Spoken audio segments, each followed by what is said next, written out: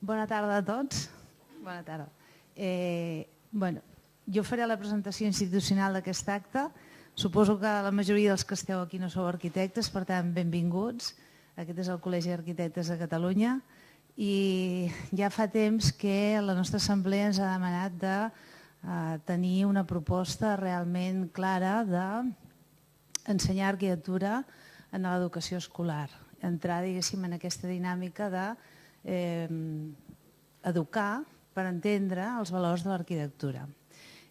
Durant aquest any el Parlament ha aprovat una llei que és la llei d'arquitectura que ens ha ajudat molt perquè ens diu que l'arquitectura és d'interès social i per tant i cultural i que a més que nosaltres ja ho teníem en les nostres funcions pròpies del col·legi, hem de difondre l'arquitectura.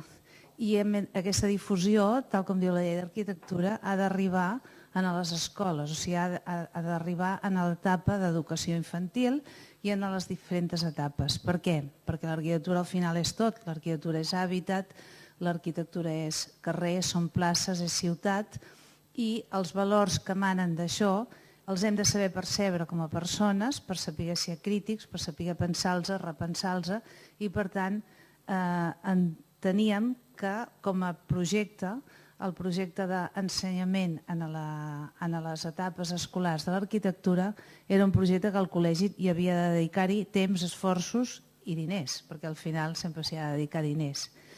Per tant, nosaltres hem tirat endavant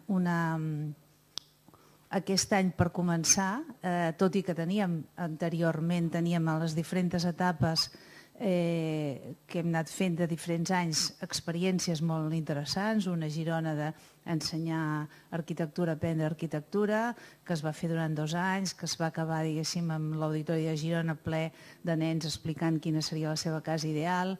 Durant el Congrés d'Arquitectura vam fent aquí unes sessions amb les escoles de la Salle i amb els estudiants d'arquitectura de la Salle sobre quina és la ciutat ideal. Creiem que aquestes experiències són importants, però una mica volíem començar aprofitant aquesta setmana, que avui és el Dia Mundial de l'Arquitectura, per tant per avui hi ha aquestes conferències, i aprofitant aquesta setmana, que en diguem una mica la Setmana de l'Arquitectura a nivell de ciutat i que hi ha diferents actes programats, poder fer tot un seguit d'activitats també per a escoles que ajudessin a començar a veure una possibilitat de projecte amb el que seria ensenyar l'arquitectura amb els infants. Desgraciadament, ahir va ser un dia realment difícil. Aquest acte no s'ha anul·lat perquè ja teníem els ponents aquí, que a més han vingut de Finlàndia, d'Alemanya i de Galícia, i per tant els rebem i creiem que podem aquí perfectament fer aquest acte avui, però sí que serà una setmana difícil. Els actes amb la mainada els hem posposat, ja veurem quina setmana es farà, ja us ho direm, si alguns de vosaltres sou mestres d'escola ja us avisarem. I la nostra idea és, primer, aprendre d'aquesta gent que avui ve i segon, anar treballant per tenir un projecte propi, una mica amb l'exemple del projecte Terra de Galícia, que és un projecte que d'alguna manera ha posat l'ensenyança de l'arquitectura en les escoles com a un projecte curricular, com un projecte realment arrelat a l'educació infantil. Nosaltres voldríem anar per aquí, cremant etapes, naturalment, perquè això no es fa de seguida, ell ens ho explicarà, no es fa de seguida, es fa mica en mica, però volem començar i poder tenir un projecte propi de col·legi perquè des de les escoles pugueu utilitzar-lo i, per tant, entrar en aquesta dinàmica. Sigueu benvinguts, jo donaré ara la paraula a la Dolores, que és qui ens ha ajudat a organitzar. Bueno, les dues. Elles són dues companyes que en Marc i Kids ens han ajudat a organitzar tot això i que es dediquen molt professionalment com a arquitectes també a l'ensenyança de l'arquitectura i ens presentaran els ponents i ens agradaria que disfruteu d'aquesta iniciativa i d'aquesta sessió d'avui. Gràcies a tots.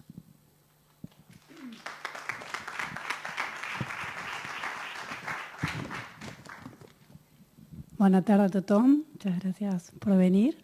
Voy a dar la bienvenida a la primera participante, que es Päivi Kataiko, que es arquitecta finlandesa. Es profesora del Departamento de Diseño y Planificación de la Universidad de Dortmund y es miembro fundadora de Jazz, una organización sin ánimos de lucro que promueve la difusión de la arquitectura educativa en torno a niños y jóvenes. Bienvenida.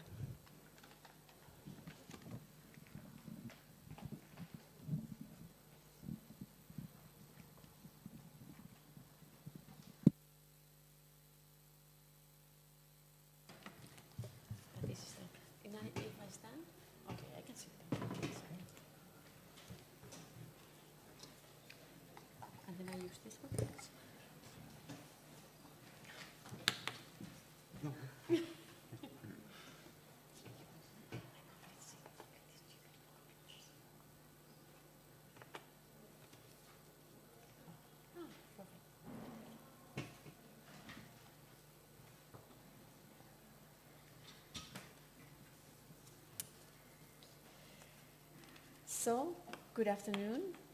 Buenas tardes, señoras, señores. I'm happy to be here. Thank you for the invitation.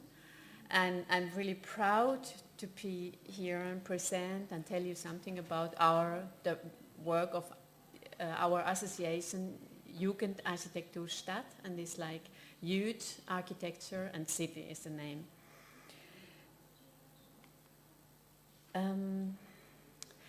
In the front lane, we have a colleague sitting here, Pihla Meskanen from Finland, and as I was there visiting her school in Helsinki, now it must be more than 20 years ago, I thought like, wow, in this kind of place I want to put my son.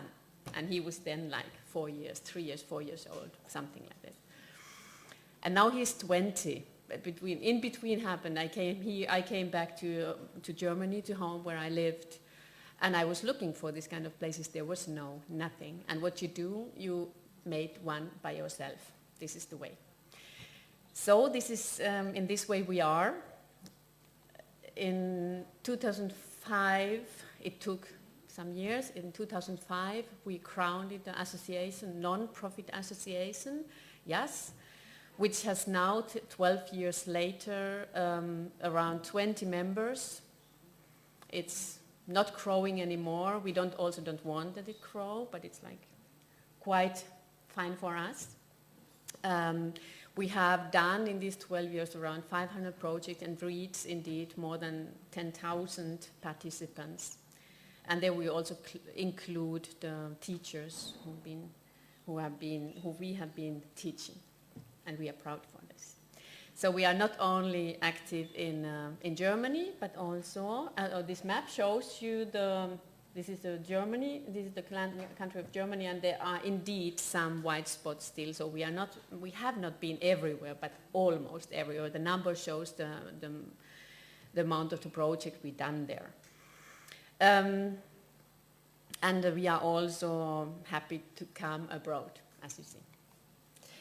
What are we doing? We are supporting the education and developing the interdisciplinary approaches of teaching and learning. This is perhaps the main part. This was the main part in the long time. We are encouraging creativity and expression of children and young people, and we try to give them tools and encouragement to say how they feel in built environment, to express how they would it like to be.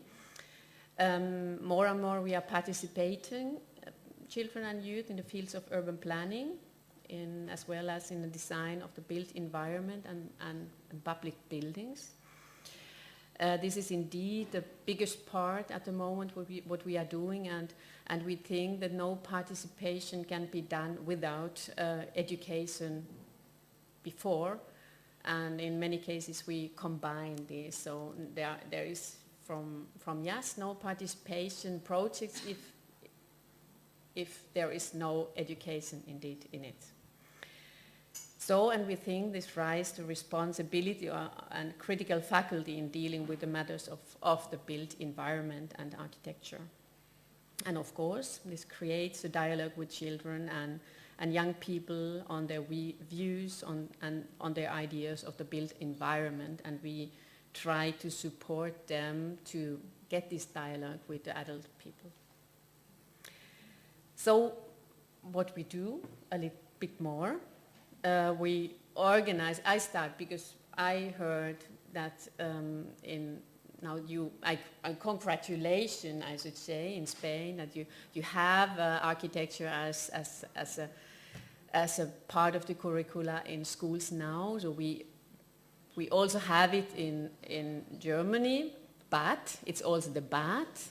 Of course, it has been a long time already, but it depends of the activities of each teacher. So how to catch the teachers? This is the one way. We organize a vocational training for the teachers, which means, this is perhaps a little bit wrong, vocational training, this is further educational training for the teachers. So we try to offer courses for the teachers where they feel that these are exciting topics, and we are using the same methods in these trainings as what we use with the children, to how to observe the built environment, how to express how they like, how they find it, what they want to have. So this is kind of, and of course, the vocational training of teachers is one. The second one is that indeed, it shouldn't be only vocational training. It should happen already before in the education of teachers. There should be the topic architecture, built environment in it. In Germany we don't, but we are working we are doing kind of underground work, and this is our secret weapon. So we barge our members to the education of the educational universities. So our architects are also working, teaching in these universities, in some of the universities where teachers are learning. So this is quite a good way. And I'm also in a group of architects and pedagogists who are developing in Germany, in Austria, and in Switzerland. We are thinking how the teaching programs should be developed, and because most of us are architects, so we are working hard to get architecture deeper in the teaching programs. So, and in these 15 years, I've been working in this field, almost 15 years, teachers always say to us, they beg us to deliver more material for the for the architecture environment, built environment topics. Actually, in Germany, we have really lot of material. Everything is in internet. You can get them, but it's impossible to find it. It's too much of it, and it's not really organized. So this is at the moment, we almost say, please don't produce any more, organize. Make it possible to be found. Now it makes noises, yeah. So this is what I don't know. No matter, it's okay. It's okay. I just continue. So about the methods, teachers wish, now I know, there was this should be, we write books, no problem. There is a picture showing our book, and it's it's called Kindersichten. It's in German, it doesn't matter anyway. And it's so much theory and so much practice. And teacher, it was 2006 as we made it, and teachers came to us and said, please make again this kind of book, but make this much practice and this much theory. So theory we already know. How we do it is important. And now we are just about doing this. We are testing old methods, the methods what we are using, and then we are developing new ones. And when I say the teaching, and it's all about architecture and built environment. And I was, I found it today in the morning very funny as I was having breakfast with my colleague Pichla, and she picked up the book from her pocket and say, "Look, baby, we have made a book for methods." Okay, I'm a year too late. But I think it's never too much of this. So we are going to work on with it. We are researching. Many of our members are in one or another kind connected to the university, so we also have an interest to research. And we, as an association, we love to be an object of object of research, so to be researched. And this is important. And why? Because first, when you have results of research and you can present them, it's going to be important. And then this importance, to raise the importance of architecture and what you learn by teaching and learning architecture. I mean, this is always the same. Everybody learns in this process. And this is the way how you can reach the fundings. You have to prove that you are important, and you reach important things with this. So more research. We are going often to the schools. We have a location in Essen, in Ruhr area, where we can organize courses as well, but we don't do it so much because we notice that it's more easy for the schools when we get there. So German kids in the afternoon, they are very busy. They are going to the music lectures, and they are going to sport lectures, and they are going to art lectures, and architecture is something which is luxury. So if there is still a little bit time, then you can go there. So these are not, perhaps we are not working much enough, not making publicity much enough, but also it's like depending how much time you have. We have, even if we have these 50 members, all of them are working somewhere else, and this educational purpose is, it's not the second place, it's sometimes second and sometimes in first place. So it's like you never have the whole time, so you have to balance. So the courses are not our, or like to be school, it's not our main purpose, but we go to schools and offer the workshops. And these workshops are not free for charge for the schools. Sometimes when we get some funding, yes, but normally not. No? But we cannot have much payment for this. It's otherwise it wouldn't work. This is why we still we started as a flexible association in the case that we go out and offer the workshops. We go to the schools, and we whoever wants to us to give the workshops, we go there. So something nice happened to me a couple of years ago. I got a call, and they asked me, could you please imagine to make workshops in all these cities in 3 months? And we were just like, well, I don't know, let's see. And then we were like, because we are spread in all over Germany, so we were organizing quite well, and then we offered, we were developing one workshop with 7 or 8 different topics to the main topic of my future city. And these workshops were held in a boat, and this boat was like going from starting in Berlin and going through all the way to South Germany. So then we popped up in some cities to offer these workshops, and they were booked immediately. So there is a lot of need for schools for this kind of offers.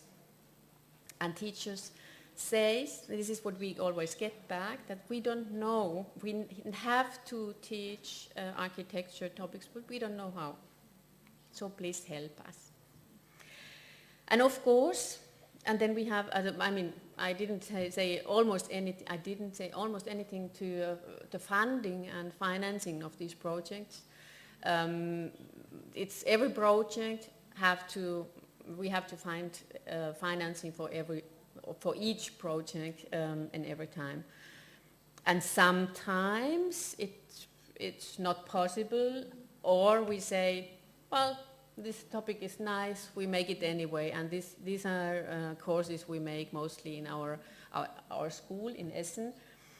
And this was, for example, a summer course where we were training how the urban gardening would work and make our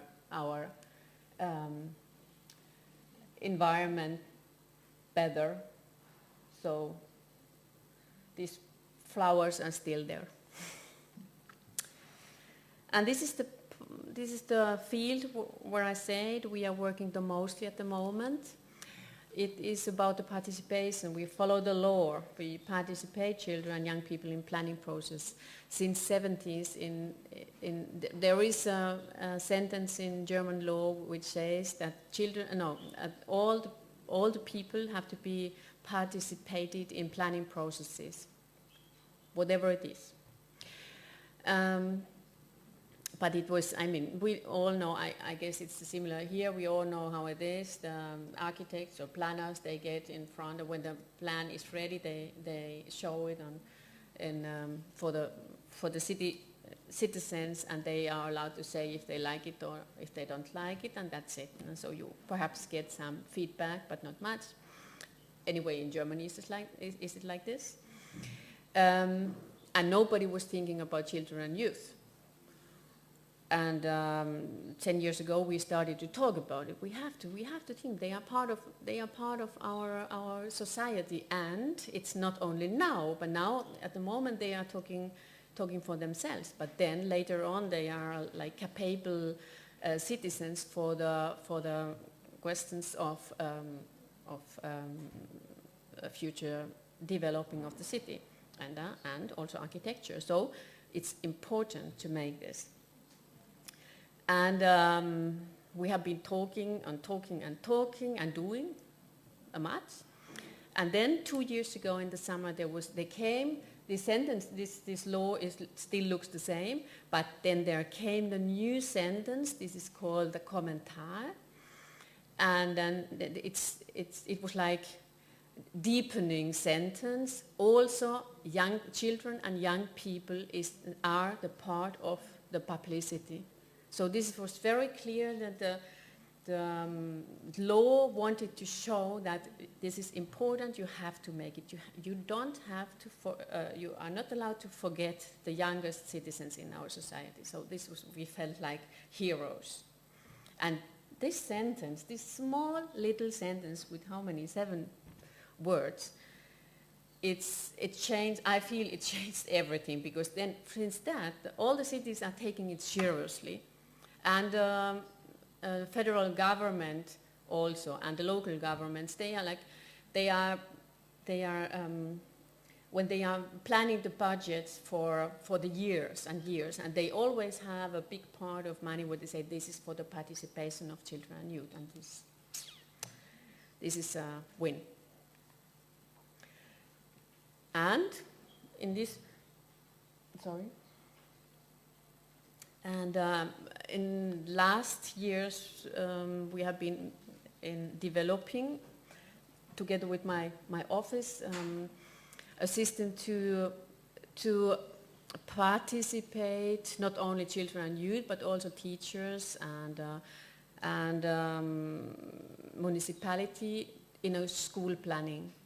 So there is a very, very effective system now in Germany, which is quite popular in that sense that the cities are indeed using it, and the government says, okay, you get funding if you use this called level 0, no, level 0, it's step 0. It's like before the planning starts for the building.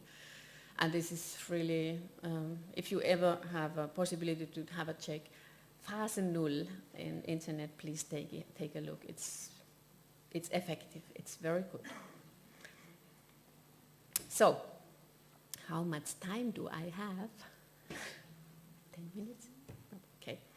How do we work? I can then make it fast.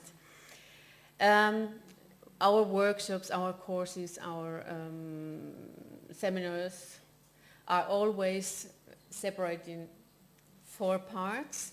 First, we explore. So we go with participants. If they are children, youth, adults, teachers, planners, we always go out, and they have to explore. They have to hear and make it like planners call it analyze. So we make the analyze with everybody, but we are not with children. We don't do normal analysis. It's more than we pick up the language which fits them, their own interests. So, for example, here, don't mark in this card all the green areas, but the green areas which you think you are allowed to use, and then you get completely different results. So, for example, and then in the next step we try to sharpen the perception of the participants. So, this is the picture I love the most. It's from the very first workshop we made, and it's described so perfectly what happens in this kind of group when there are younger and older children in the same group. We have here this person. This is my son, a long time ago.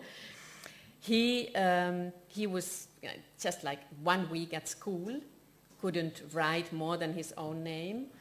And in the group of his were also kids with 14 years. And this group get out and explore the street. And they always, all of them, they had a special, they were experts of something. So he was expert of something, another person was expert of, let's say, taste, and the third one was expert for smell and something. So, and then they came back, and then they have to put all this information on the paper. This little boy started to draw immediately because he couldn't write, and he started to draw his impressions. And the 14 years old guy who was he was very, very clever guy. He came to me and he said, like, you know, I have no idea how could I bring smell on this paper. I have to feel it. I cannot express. How can I put it in the paper? And I said, like, have a look. What are others doing? And then he went around and then he said, like, wow, okay. And this is what he looked. What do you think? Which kind of expert is this person? My son, Vincent? When you see the pictures, which he drawing? Anybody? Yeah, right, exactly, noise. It's so simple. It's so simple. I love it. And mind maps. We know everybody, mind maps. I was in Palestine, and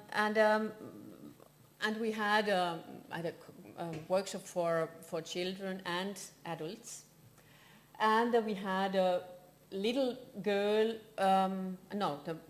It started like the paper was empty, and the left-hand corner up, we had a home. They should draw their home, and right-hand corner on the bottom, the cultural center where we were working. And then we said, please draw the way from home to this cultural center. So we see, she saw happy persons, kind of happy person. I mean, child is perhaps not so happy, but mother yes.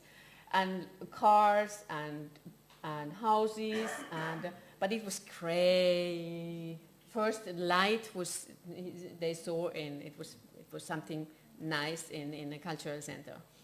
So the next step was that we say, now you think the same way again, from your home to the cultural center, but not as you. Choose something else. Choose whatever. And this little girl, chose the cat. And she said, okay, the cat is walking from home to the cultural center. As you see, well, a couple of cars, but nothing in interest. And then the cat only checked the place and disappear and get back and somewhere where she can find food. This is the method. But really, really interesting. It was then when a friend of this girl also made the same, they made it at the same time, the same same picture, the same way, also home, up left, and the cultural center bottom right. And you see how different these girls experience the way. But the thing is that they were walking together. So we are observing such different things. We are understanding our environment completely different depending perhaps what happens to us in the morning, or how, if we are awakened and if we are sleepy, it's completely different. Or also it might be character. So this is only for fun. Sometimes I think because I'm asking because this girl chose the rabbit, and I'm not sure what happened with this poor rabbit, as you see the pictures. So often we also go to the school and or wherever, and we let children change the environment. So we let them show. So for example, here in this picture, we were at school, and while the others were in classrooms, the participants in our workshop, they marked they were explaining about the places where they very much like to be at school, and we were very surprised that it is this corridor. So we were expecting something exciting, but this was not exciting. And for us, of course, but we couldn't see it. And then we said, okay, show us, what is it? And then they showed this, they marked the places where they stand when they have free times, and the yellow ones, and then they marked with black how they move. And what do you think are the white lines? Teachers. Straight ahead. Don't move when the children come.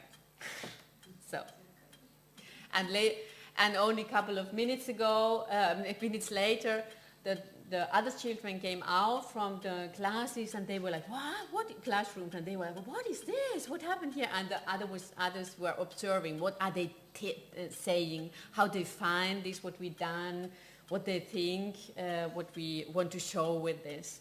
And I think it's important always to observe and notice, make the notice, and then discuss about it. But these are everything what I showed, they are different workshops, only the methods, now the steps are important. And then to experience. I teach urban planning at the university, and believe me, urban planning, I mean, this scale is very, very difficult even for the students to teach, and now try to teach this for children, how to make it, how to convince them that urban sprawl is not good. So we take they are in German, they call them these houses, as shells, beach shells. We use them as a houses. We do this plastic stuff, and they showed the roads with them, and they were testing how do we feel in a city where the houses are close to each other. And one boy says, okay, I don't live in the city. I don't want to live in the city. I'm like, well, then take your house, go outside, make your road, and move out from the city. And he made it, and he made it very nice in the greenery over there. And he stayed away 5 minutes, and then he came back and said, oh, do you know, is it possible that I move back to the city? It's boring. And I think like, yes. Now this is the first step against the urban sprawl. And in the end, of course, it is to design. It's nice to build, and it's wonderful. It's like in this step we mostly lean back and we wait and we help children to, if they have any technical problems, but we don't mix. We don't go in more and say, do like this, do like that, this is right, this is wrong. It's like free. But they have the input before and they know what's the thing. So our educational commission is ended and we are only helpers in the end. And, of course, the more important is the situation where the children present, and youth, in this case youth, present their results, the more effective it is, because then they feel respect, that they are like that. They feel respected. And here we, for example, had a federal ministry commenting to the results, and they were so proud, and we too, of course. So, some points. In my opinion, important points are still to solve, or we have to keep on working. The architectural education, even if it's in Spain, in Germany, in Finland, I mean, in Finland is something top. So she's going to explain about this soon, but at our schools, architecture is located in the curriculum in the school, but it depends on if the teachers teach. So if they can make it like this or they can make it like that. And our job is, I think, I talk as an architect now, or architecture education, our work is to convince everybody to bring as much material and help as possible. Because when we get these topics at the school, really, then we reach a lot of pupils, and again, it's like multiplying. So we can change it. But even if this is one way, and this is the best way, of course, the architecture education, what we are all doing, I guess, or at least interested in it, that must be versatile, it must be flexible, it must be in many different forms in many different places. So this is try to get the maximum out of it. The architecture education should also include aspects of sustainable development. This is anyway in Germany very important because this is the way to get the finances in many cases. Don't tell this that I think like this in Germany, but we know at the moment this is a hot topic, and whatever we make, we always put the topics of sustainable development. We always get money. It's like perfect. And as I said already, architecture education needs more research to get serious. We are serious now, but to make the politics understand that this is a serious aim. And more architectural education means more and more advanced participation, and why not combine this as we do? One more, and this is now I get back to my mind map, and this convinced me every time I look at these two pictures, it's convinced me that we are doing very important work. Left-hand side, we have the work from the little child, and the right-hand side, it's adult, which was following the job. So, thank you very much.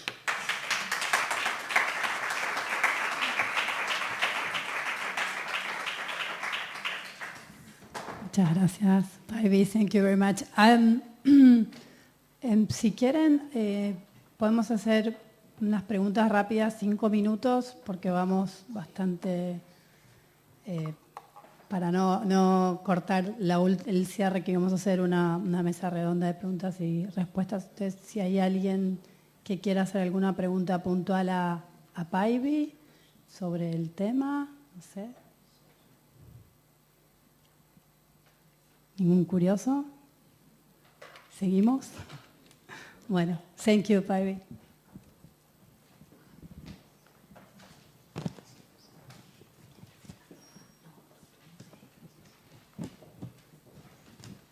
Bueno, damos la bienvenida a José Manuel, que es arquitecto, coordinador del proyecto Terra. Comenzó en el año 2000, promovido por parte del Colegio de Arquitectura de Galicia, y está dedicado a la elaboración de recursos educativos sobre arquitectura y territorio, y está orientado para profesores y alumnos.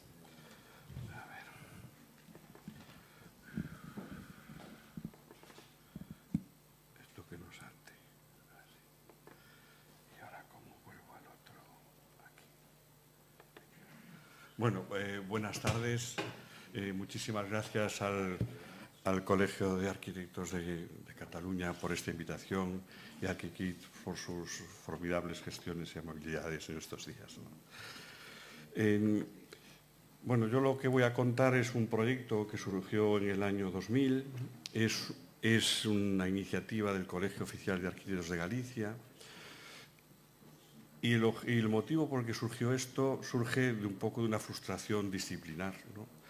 Que es nuestra constatada incapacidad como arquitectos de hacernos comunicar con la sociedad y explicar para qué sirve lo que hacemos, ¿no? O sea, nuestro discurso gremial es de arquitectos para arquitectos, una tristeza, no lo supimos hacer mejor.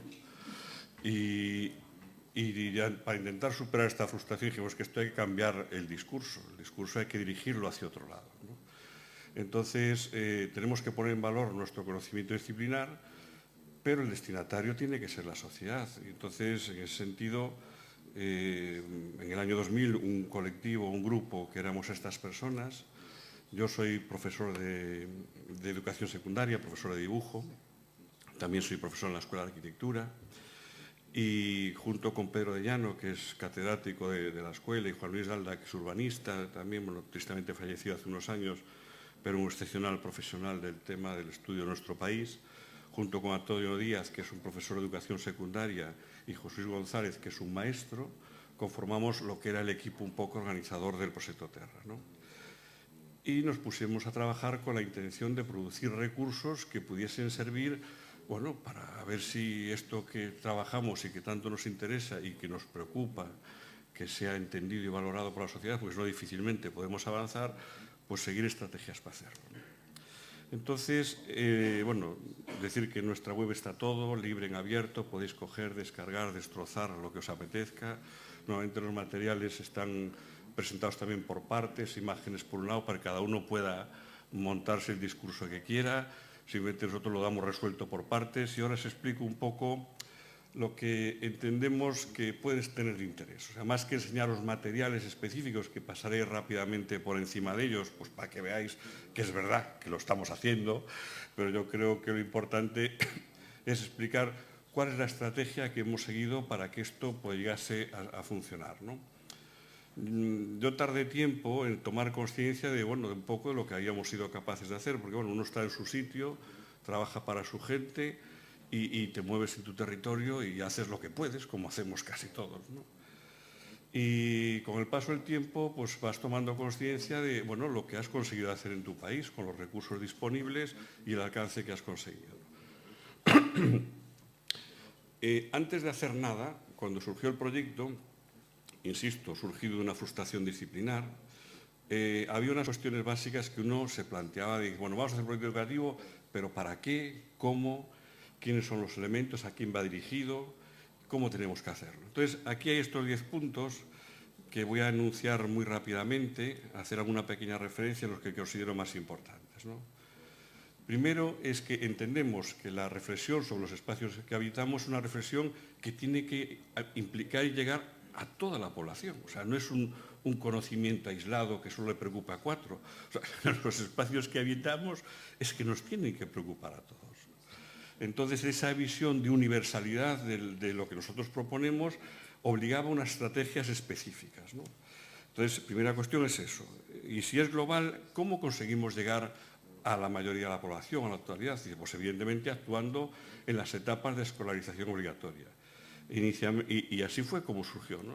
Empezamos con educación secundaria y fue la primera fase.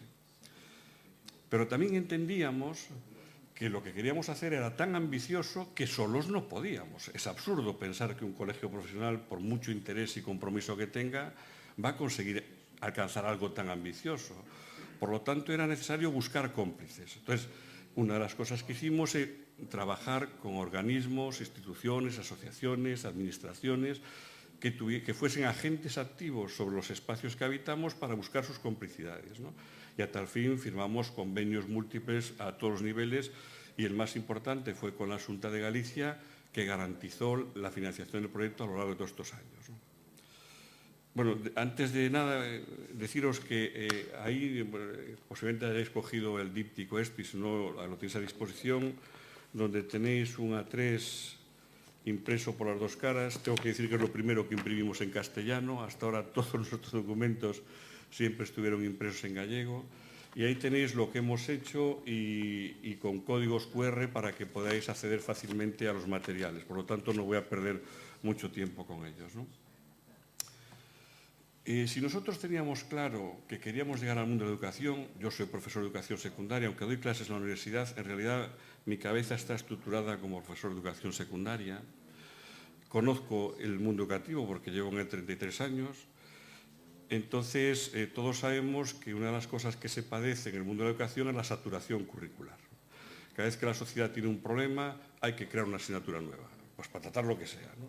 Entonces, claro, esto no puede ser. Dijimos, esto es que vaga de Dios, ese es mal camino.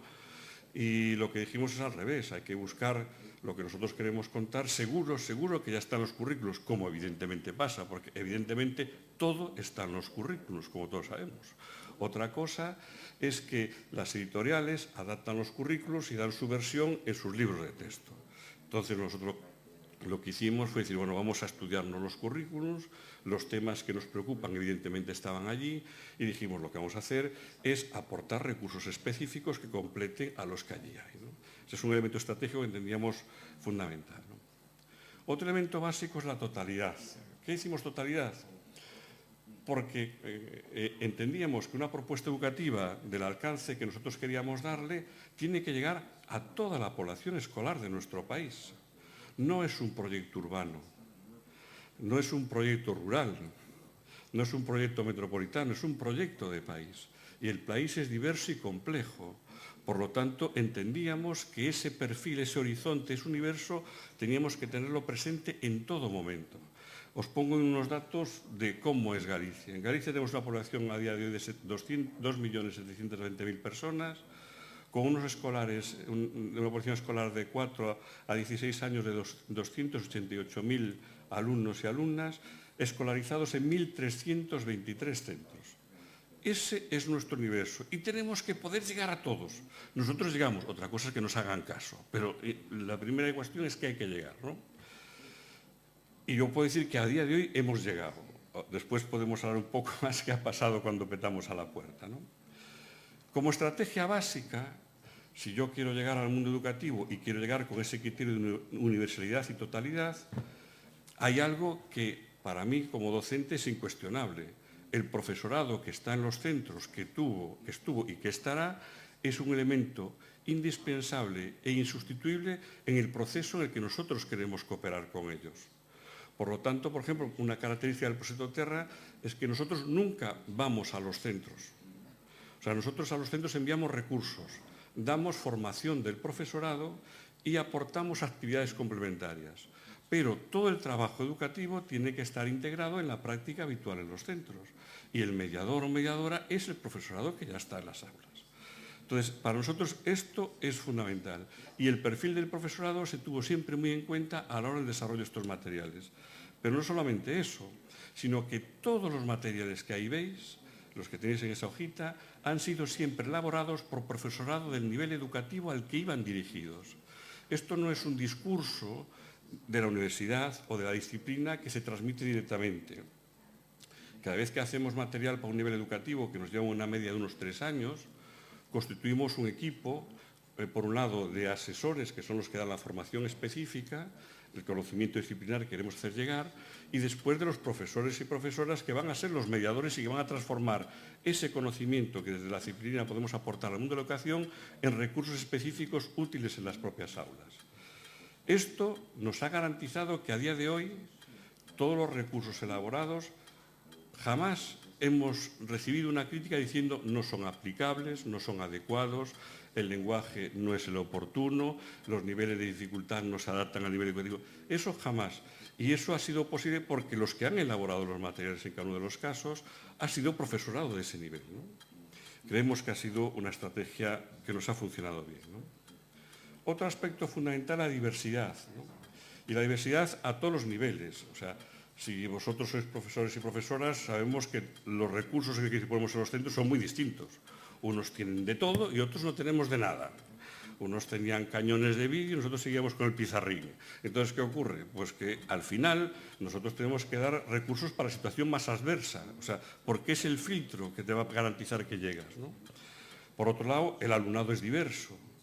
Quiere decir, tanto en contextos como en forma de hacer y realidades. Por lo tanto, había que tener siempre mucho cuidado que las imágenes, ejercicios y propuestas que lanzabas a las aulas fuesen apropiables por el alumnado en su diversidad y no fuese dirigido a una franca o un perfil de alumno, ¿no? Eso también lo tuvimos muy en cuenta. Diversidad del profesorado. El profesorado no todo el profesorado tiene la misma formación para los temas que vamos a tratar, ¿no? Ni siguen con las mismas metodologías, ni tenemos todas las mismas ganas de asumir nuevos retos, ¿no? Por lo tanto, un principio básico también era que todos los recursos elaborados fuesen fácilmente apropiables por la mayoría del profesorado, ¿no? Entonces, esto significa que a lo mejor nuestra metodología puede que no sea muy innovadora en cuanto a la forma de trabajar, porque tendríamos que ser la que ya está en las aulas. Nos parece innovador los contenidos, los temas que nosotros proponíamos de reflexión. Esa fue donde nosotros concentramos nuestras energías. Y por último, diversidad de contextos. Cuando uno veía los libros de texto y recursos que llegaban al alumnado y al profesorado, podía tener imágenes urbanas, incluso de todo el Estado, pero no había nada de Galicia.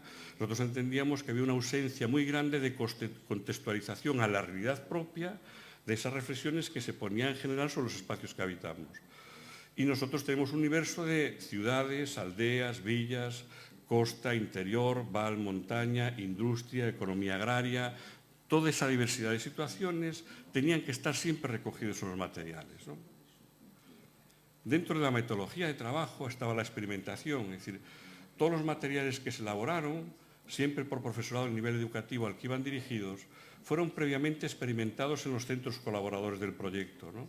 Y de esa experimentación crítica y propositiva se recogían las aportaciones, se hacían correcciones hasta llegar a la edición definitiva de esos recursos, ¿no? Cosa que nos parecía muy importante, ¿no?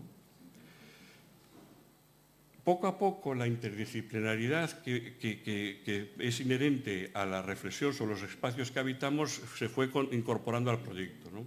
Más adelante os enseñaré los últimos materiales que hemos elaborado, que son los de paisaje, donde eso ya se plasmó de una forma absolutamente clara, ¿no? La confluencia de saberes que contribuyen a hacer una visión más completa, compleja y diversa de los espacios que habitamos era uno de los objetivos fundamentales del proyecto y poco a poco se van acrecentando en el desarrollo de los materiales, ¿no? La vivencia en un proceso educativo que está haciendo en las aulas, cuando estamos hablando de los espacios que habitamos, parecía bastante absurdo que yo hable de cosas que están fuera y no vaya fuera a verlas. Por lo tanto, entendíamos que el alumnado pudiese vivir en primera persona aquellos espacios y lugares que son objeto de estudio en las aulas era fundamental. tras un trabajo previo en el aula, guiados por esa observación y comentario de los recursos, la propia curiosidad que uno puede llevar puesta y los estímulos que la propia presencia en el lugar hace que el imaginario individual y colectivo se acrecente y sirvan como referencias y puntos de contraste y contraposición para ver qué otras realidades son posibles con los mismos elementos con los que tenemos que construir nuestro territorio, ¿no? Y por último, había un aspecto que era la interterritorialidad. Cuando nosotros estamos a hablar del territorio, y sobre todo lo que nos preocupaba es que como a nuestra especie, a lo largo del tiempo, los límites político-administrativos son absolutamente cambiantes y no puede ser que eso condicione nuestra lectura sobre los espacios que habitamos, ¿no? Y aprovechamos el reconocimiento en el marco europeo de la eurorregión Galicia, norte de Portugal, para que nuestra reflexión territorial trascendiera los límites político-administrativos de la Galicia de ahora mismo en el Estado español y que fuese el ámbito de esa eurorregión el que sea objeto de estudio y análisis en nuestros materiales de identidad territorial, ¿no? Como resumen, esto sería un poco lo que pretendemos, ¿no? Es decir, estamos decididamente comprometidos con la idea de cooperar con el mundo de la educación elaborando recursos educativos surgidos de la implicación y mediación del profesorado de cada uno de los niveles educativos, confiando en incidir de forma permanente en los procesos de enseñanza-aprendizaje. ¿Qué quiero decir? Que nosotros seríamos felices desapareciendo.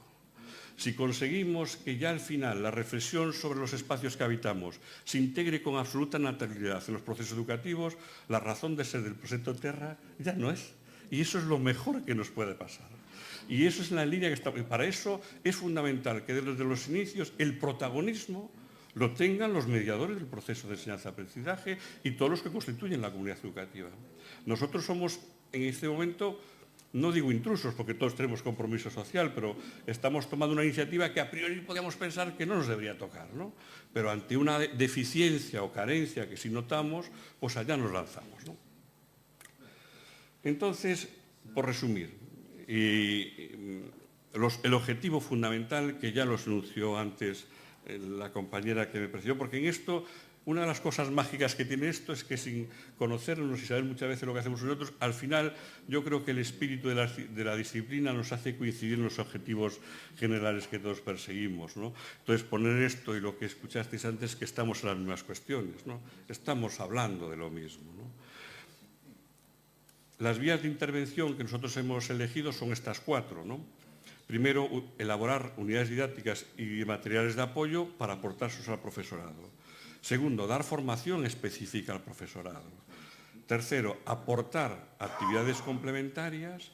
Y cuarto, buscar cómplices. O sea, buscar cómplices es algo que consume muchos recursos, pero si los encuentras es maravilloso. Ya os enseñaré aquí más adelante cómplices que hemos encontrado en Cataluña años atrás y que nos han sido de ayuda muy grande en los recursos que hemos elaborado. Esto es lo que hemos hecho en todos estos años, como resumen, ¿no? Hemos elaborado recursos para educación infantil, educación primaria, educación secundaria, y en educación secundaria hemos elaborado unos recursos hace años sobre arquitectura popular, arquitectura contemporánea e identidad territorial, y más recientemente recursos sobre paisaje. Pero lo más interesante es ese mapa que veis ahí a la derecha, ¿no?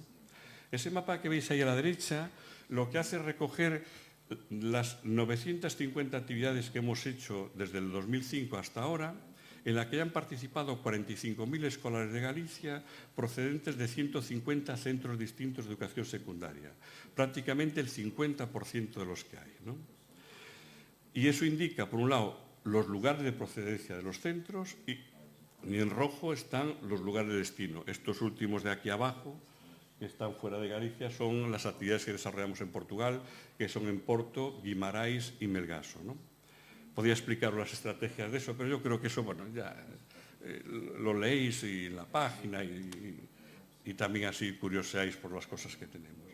El material de educación infantil, bueno, es un cuento, donde a partir del cuento lo que se le aporta es una reflexión sobre 3 espacios básicos que en estas edades de 4 y 5 años tiene el alumnado, que se habló antes, que es la casa, el camino de la casa a la escuela y la escuela, ¿no? Esos son los 3 ámbitos de reflexión que a través de 3 historias recoge el cuento Sabel a las tocas mágicas, ¿no? Y en esta lectura interdisciplinar aprovecho para decir que está viendo aquí la casita de Plaice que trae Pisla, que fue un material que a nosotros nos llegó ya hace unos años a través de un amigo común que es Jorge Raidó, y que era un embalaje tan maravilloso, tan precioso, que me tomé la libertad de usarlo para enviar a nuestros centros los materiales que sobre educación infantil también hicimos en Galicia, ¿no? Y ahí van pues, nuestros pictos, nuestros cuentos, nuestras historias ilustradas con los dibujos que el Óscar Villán, el ilustrador que nos hizo los materiales, pues hizo para todo esto, ¿no? Las intenciones, pues es muy fácil. En estas edades todo está muy esencializado, ¿no? Te acercas al alumnado sobre los aspectos más emocionales y sensoriales que pueden tener sobre los espacios que habitamos. Está ese proceso de acercamiento multisensorial y emocional afectivo al mundo que les rodea es el recurso básico con el que se ha trabajado, ¿no? Estas son algunas imágenes del cuento, también todo esto lo tenéis ahí para poder descargar y utilizar, ¿no?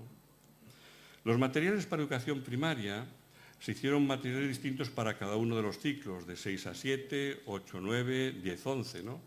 Incluso para cada uno de los ciclos se hicieron 2 materiales distintos, porque en el propio equipo redactor de los materiales había diversidad de planteamientos metodológicos. Había lo que llamamos un recurso cerrado, unos cuadernos, donde de alguna manera pretendemos darle al alumnado y al profesorado todo lo que necesita para trabajar y que él haga su selección. Y el otro recurso era un cuento que simplemente era una propuesta de trabajo y reflexión a partir del cual se podrían ir desencadenando todas las actividades educativas en los grupos, en función de contexto, realidad, alumnado, circunstancias específicas, ¿no? Bueno, así se hizo y así se envió y bueno, y eso lleva años.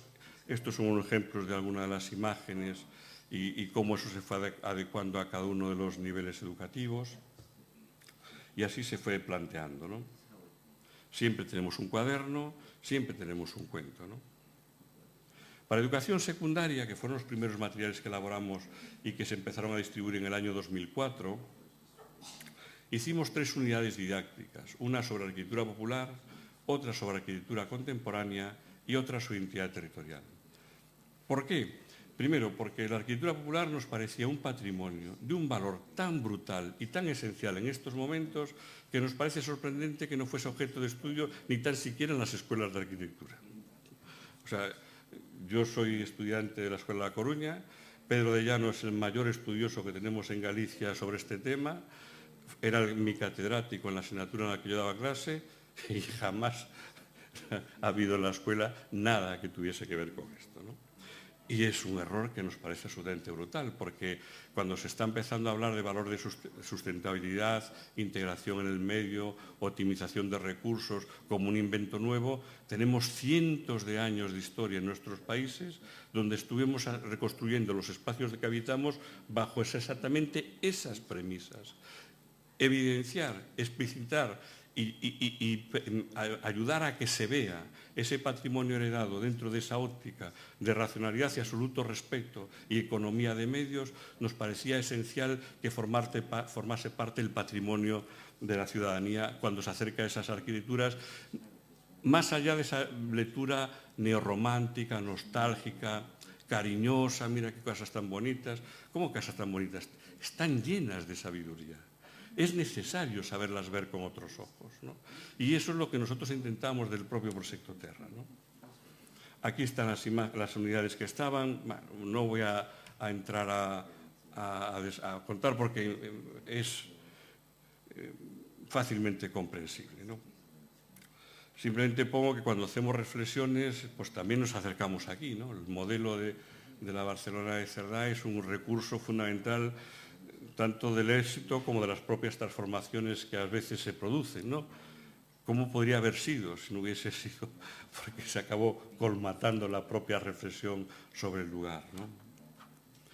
Y estos son los materiales a los que quiero dedicar un poquito más de tiempo, ¿no? Fueron los últimos que hemos hecho, son el material sobre paisaje para educación secundaria, y es porque el paisaje tiene la maravilla de que sintetiza todo lo que nos preocupa. Puede ser leída en todas las escalas de nuestro ámbito disciplinar. Y es el mayor compromiso colectivo que cada generación tiene en cada país, construir su propio territorio, hacer una lectura sabia y precisa de lo que hereda, ser consciente que es algo que pide prestado porque tiene que transmitir y que esa gestión es el mayor ejercicio responsable que nos corresponde a todos nosotros, ¿no?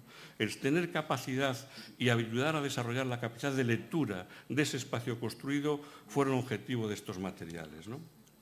Y aquí aprovecho para decir que nuestro referente fundamental fueron unos recursos del Observatorio del Paisaje de aquí de Cataluña, ¿no? Que tiene unos materiales específicos que son ciudad, territorio y paisajes, ¿no? Que nos parecieron simplemente formidables. Y lo que hicimos, que entendemos que es lo que hay que hacer del mundo de la educación, cuando se entiende que a la educación te tienes que acercar sobre todo con un profundo espíritu de generosidad, de compartir, es lo que es irrenunciable, que es la contextualización a nuestra realidad específica de aquella reflexión y metodología de análisis que otros recursos elaborados ya han planteado con mucho acierto. Nosotros lo que hicimos fue aportar a mayores algo que nos parecía esencial para reforzar la idea de transversalidad de los contenidos de paisaje, que es decir, cómo se puede recoger el paisaje en la literatura, en la pintura, en el cine y en la toponimia, ¿no? Porque son elementos fundamentales para acercarnos a ese conocimiento. Hay paisajes del pasado que están descritos de forma literaria porque no hay registros de otro tipo, ¿no? Entonces, saber que eso es una forma muy buena y posiblemente en muchos casos la única, nos pareció un elemento fundamental, ¿no? No quiere más, esto peta. ¿Qué le pasa aquí de cuando empieza esto? Ay, ahora sí, ay, perdón. Uf, se arrancó mucho. Este es el segundo de los recursos que hemos recibido de Cataluña, ¿no? Yo no sé si conocéis este material de la Fundación La Caixa, ¿no? Este es un material que se hicieron hace unos años y, por suerte, en la búsqueda de complicidades que os decía antes, nos pareció maravilloso. Nosotros no tenemos capacidad para producir todo esto, pero sí tenemos ánimo y vocación de difundir y asumimos ese compromiso. Entonces llegamos a un acuerdo con la Fundación, firmamos un convenio, ellos nos cedieron gratuitamente los materiales, nosotros los traducimos al gallego y os puedo decir que a día de hoy estos materiales están en todos los centros educativos de educación primaria y educación secundaria, que son para en los niveles educativos a los que iban dirigidos, ¿no? 5 guías de trabajo en la observación, clasificación, investigación, actuación y exploración son los que proponen estos materiales, acompañados incluso de un recurso interactivo con el que los rapaces y rapazas tienen posibilidad de hacer una pequeña aventura gráfica y dedicarse a ocupar y construir el territorio, pero donde de repente se les va tasando el consumo de recursos y le dice si aquello que están haciendo es un disparate medioambiental o, por la contra, están actuando con una forma sostenible en el territorio cuando están actuando sobre él, ¿no? También es verdad que a lo largo de estos años hemos hecho un esfuerzo grande en que trascendiese al mundo educativo las acciones del propio Proyecto Terra, ¿no? En su día organizamos un ciclo de charlas dentro de la idea esta de formación continua a lo largo de la vida, en colaboración con el Marco, es el Museo de Arte Contemporánea de Vigo. Y en estas charlas lo que se hizo fue invitar a todas aquellas personas que tenían algo que decir sobre los espacios que habitamos. Evidentemente había arquitectos, urbanistas, pero también había periodistas, antropólogos, sociólogos, economistas, artistas, gente de lo común, o sea, porque todos tenemos cosas que decir sobre los espacios que habitamos. Y se les dio foro y la oportunidad de confluir en un ciclo de charlas que pudiesen de nuevo hacer más compleja, completa y diversa la visión y lecturas que podemos tener de los espacios que habitamos, ¿no? También hicimos otro intento con un periódico, el Xornal de Galicia, a través de no era un concurso porque nunca fue un certamen, donde las reflexiones que se hacían desde el mundo educativo saliesen del aula, ¿no? O sea, que este periódico se comprometía a publicar en su página web aquellas reflexiones que nosotros cada año sacábamos sobre las gentes, los espacios y los lugares que habitamos, ¿no? Esto estuvo funcionando los 3 años que tuvo de vida este periódico. Tristemente, pues ya hace años que no está, ¿no? En este ánimo de colaboración, dentro de las actividades colaboradoras del Proyecto Terra, está también Arquitectura sin Fronteras, ¿no? Y entonces, dentro de unos materiales y recursos específicos que ellos tienen sobre el derecho al hábitat, colaboramos con ellos en el marco de un programa educativo que tiene la Xunta de Galicia, la Consellería de Educación, que es el Plan Proxecta, que busca aglutinar todos los programas dirigidos al mundo educativo. Los coordina de alguna manera y colaboramos con ellos dentro de esta iniciativa de la propia Xunta, ¿no?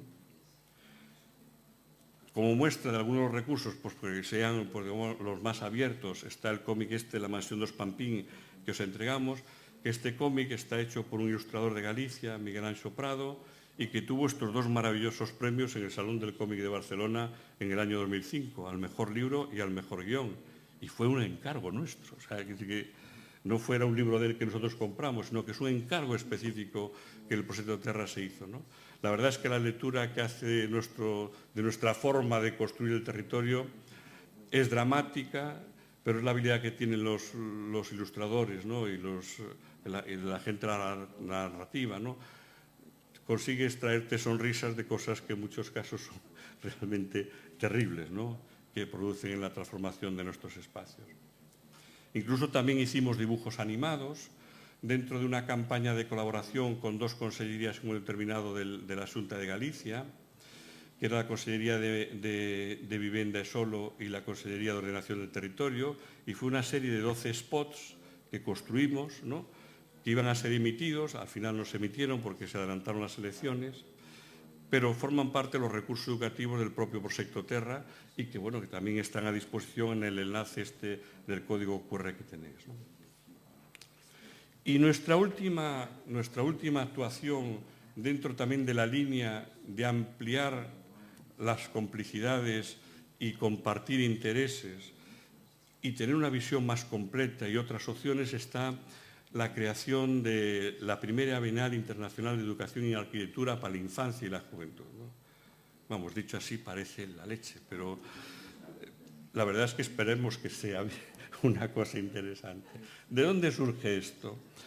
Pues esto surge de un colectivo de todo el Estado, que lo llamamos en su día el colectivo Playgrounds, que está conformado por profesionales de lo más diverso, que se dedican a actividades, son talleristas, creadores de actividades de educación a la arquitectura, pues como una muestra son las compañías de ArchiKids, que llevan tiempo trabajando sobre este tema.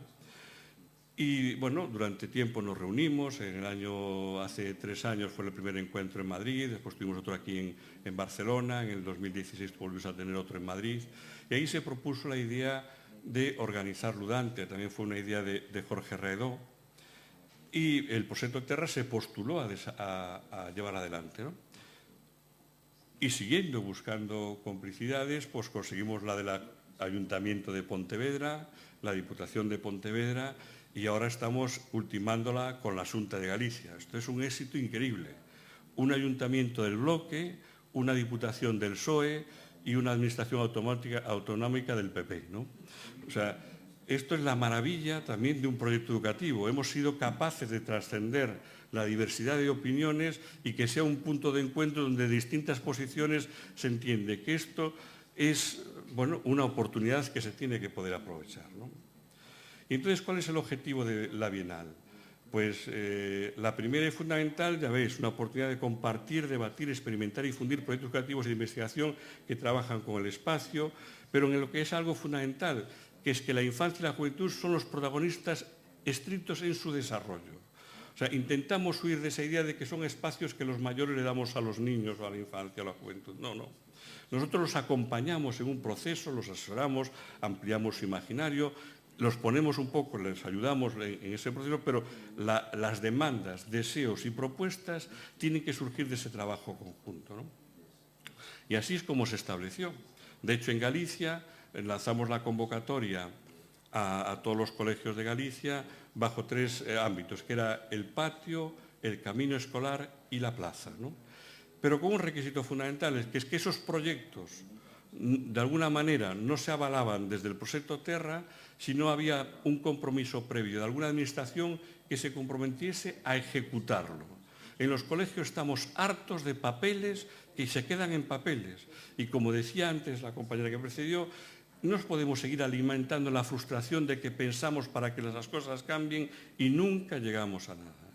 A día de hoy, por suerte, ya hay varios ayuntamientos que han asumido ese reto y aunque somos conscientes de que las cosas son lentas, confiamos que en la Bienal que será en Pontevedra en el 10, 11 y 12 de mayo podamos mostrar resultados de esos procesos de co-creación participativos con respaldo económico de las administraciones locales y estén ejecutados y podamos mostrar los resultados, ¿no? La idea fundamental es eso, jugar con el espacio en el espacio, ¿no? Una idea básica de todos nuestros proyectos en el marco de Ludantia, ¿no? Aquí acabaría mi exposición, yo creo que, pero dejarme 5 minutos puede ser, porque quería poneros un vídeo que es una composición de actividades que hacemos para que se vea así que, o sea, en qué consiste cuando hablamos de llevar al alumnado a los espacios que habitamos. Una de las cosas que vivimos, y yo creo que eso también es, esto cómo se reduce, el escape no funciona. Ahí sí, ahora sí. Una de las cosas que generalmente pasa con el alumnado es que es más fácil llevarlo, pues yo que sé, a Marbella o a Madrid, que de repente llevarlo a una sierra del interior de Galicia, ¿no? O sea, y entonces, ¿qué ocurre? Acaba ocurriendo que lo más próximo, pues en muchos casos lo más desconocido, ¿no? Y entendíamos que justamente un proyecto educativo lo que tiene que empezar es empezar a poner en valor lo nuestro, en contraposición o en diálogo con lo que es de otros.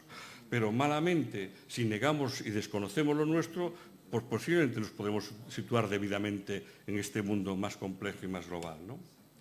Entonces, cuando incorporamos el tema del material de paisaje, incluimos un ámbito de reflexión nuevo que nunca habíamos tenido antes, que es el soporte geológico del territorio, ¿no? El soporte físico pues está más o menos claro, el tema de la ocupación del territorio y su proceso de construcción histórica a lo largo del tiempo está más o menos claro, pero el soporte geológico al que nunca se le hace caso es prácticamente desconocido, incluso desde la propia disciplina no se valora debidamente. Y fue cuando decidimos irnos allí porque en el Caurel, que aparte de ser un espacio físico maravilloso, resulta que tiene las muestras de acontecimientos geológicos más evidentes en Galicia, ¿no? Tenemos un plegamiento y tenemos una laguna glaciar, ¿no? Claro, a mí cuando me explicaron el glaciarismo en Galicia yo no daba crédito. O sea, son de estas cosas que llegan los geólogos, te cuentan un cuento maravilloso y está tan bien contado, pues que te lo crees, pero a veces te resulta difícil de... ¿Y será verdad todo esto que me dice eso de que las piedras se doblan y que hacen así, que solo necesitan varios millones de años, cientos, a veces miles, pero que se acaban doblando? Y claro, cuando lo ves, quedas pasmado, ¿no? Y lo que es más pasmoso es que el alumnado, que yo pensé, ¿cómo va a traerme yo un alumnado que está a 3 horas de viaje de aquí a ver una montaña que descubre que allí es una montaña que se dobló? Dije, joder, qué riesgo, ¿no? O sea, no sé. Bueno, pues allá fuimos, lo intentamos y quedamos maravillados una vez más porque la capacidad de absorción, de entusiasmo que el alumnado tiene en estas edades quedó patente. O sea, cuando bajamos de la laguna glaciar, que fue una caminata de 3 horas monte para arriba con frío y nevado, dije, Dios mío, ¿cómo estarán, no? Bueno, bajaban felices de haber presenciado tal evidencia geológica, ¿no? Bueno, os pongo simplemente este pequeño vídeo, que es una composición que tiene una canción portuguesa que a mí me gusta mucho.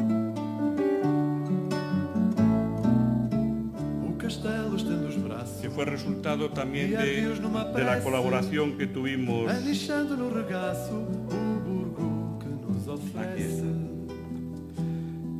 con la Cámara de Guimarães, que en el año 2012 fue Capital Europea de la Cultura.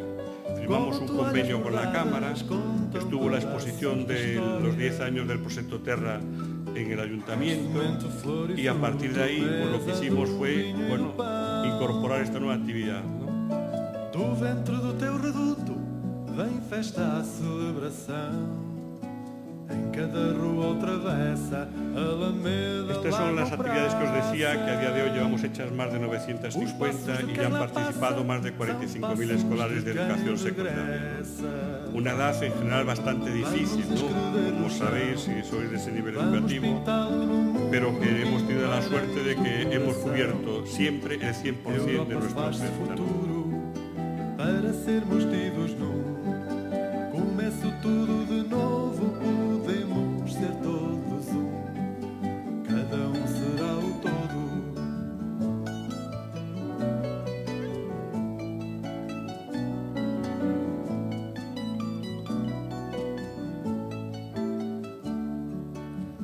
Santiago ao lugar, Paris ao campo da feira, e vir a Roma ao Toral, Atenas ao Oliveira. De tão longe aqui à beira, seguiremos lado a lado. Una de las cosas que hacemos siempre mucho hincapié es que el proceso de construcción histórica del territorio es indisociable de las actividades económicas que en él se desarrollan. Por eso la visita a espacios etnográficos siempre nos parece muy importante, porque allá encuentras explicaciones muy claras de por qué las cosas fueron construidas de una determinada manera. Começo tudo de novo, podemos ser todos um. Cada será Ir en metro para vosotros será normal. En Galicia no hay ninguna ciudad con metro. La más cercana es Porto.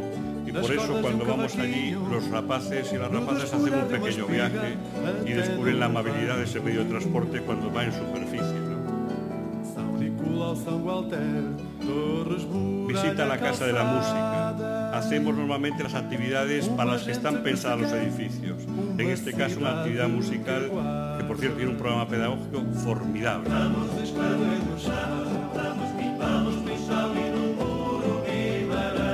En la visita a las Fragas de Leume estamos en un albergue que está construido con criterios de bioconstrucción. Entonces la propia estancia posiblemente sea la primera vez en su vida que se han duchado con agua caliente por paneles solares.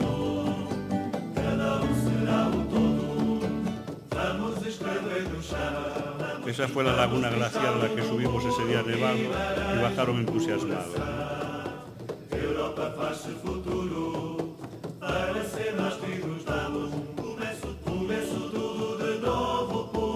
La Ribeira Sacra, ¿no? Un espacio geológico fantástico, con una historia increíble y por las que ellos también disfrutan esta. Fundación Serralves, actividades educativas del propio servicio de la Fundación al tiempo que disfrutan del edificio y la arquitectura de Álvaro Sisa.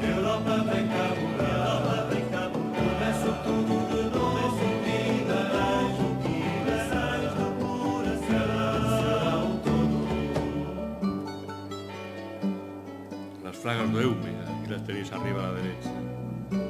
Y estos son nuestros alumnos de nuestro país. Muchísimas gracias.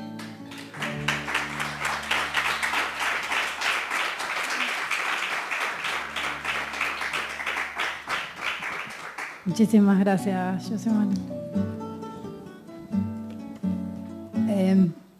Hacemos, no sé si hay alguna pregunta que alguien quiera hacerle a José Manuel, o seguimos y esperamos para la ronda final. ¿Seguimos? Seguimos.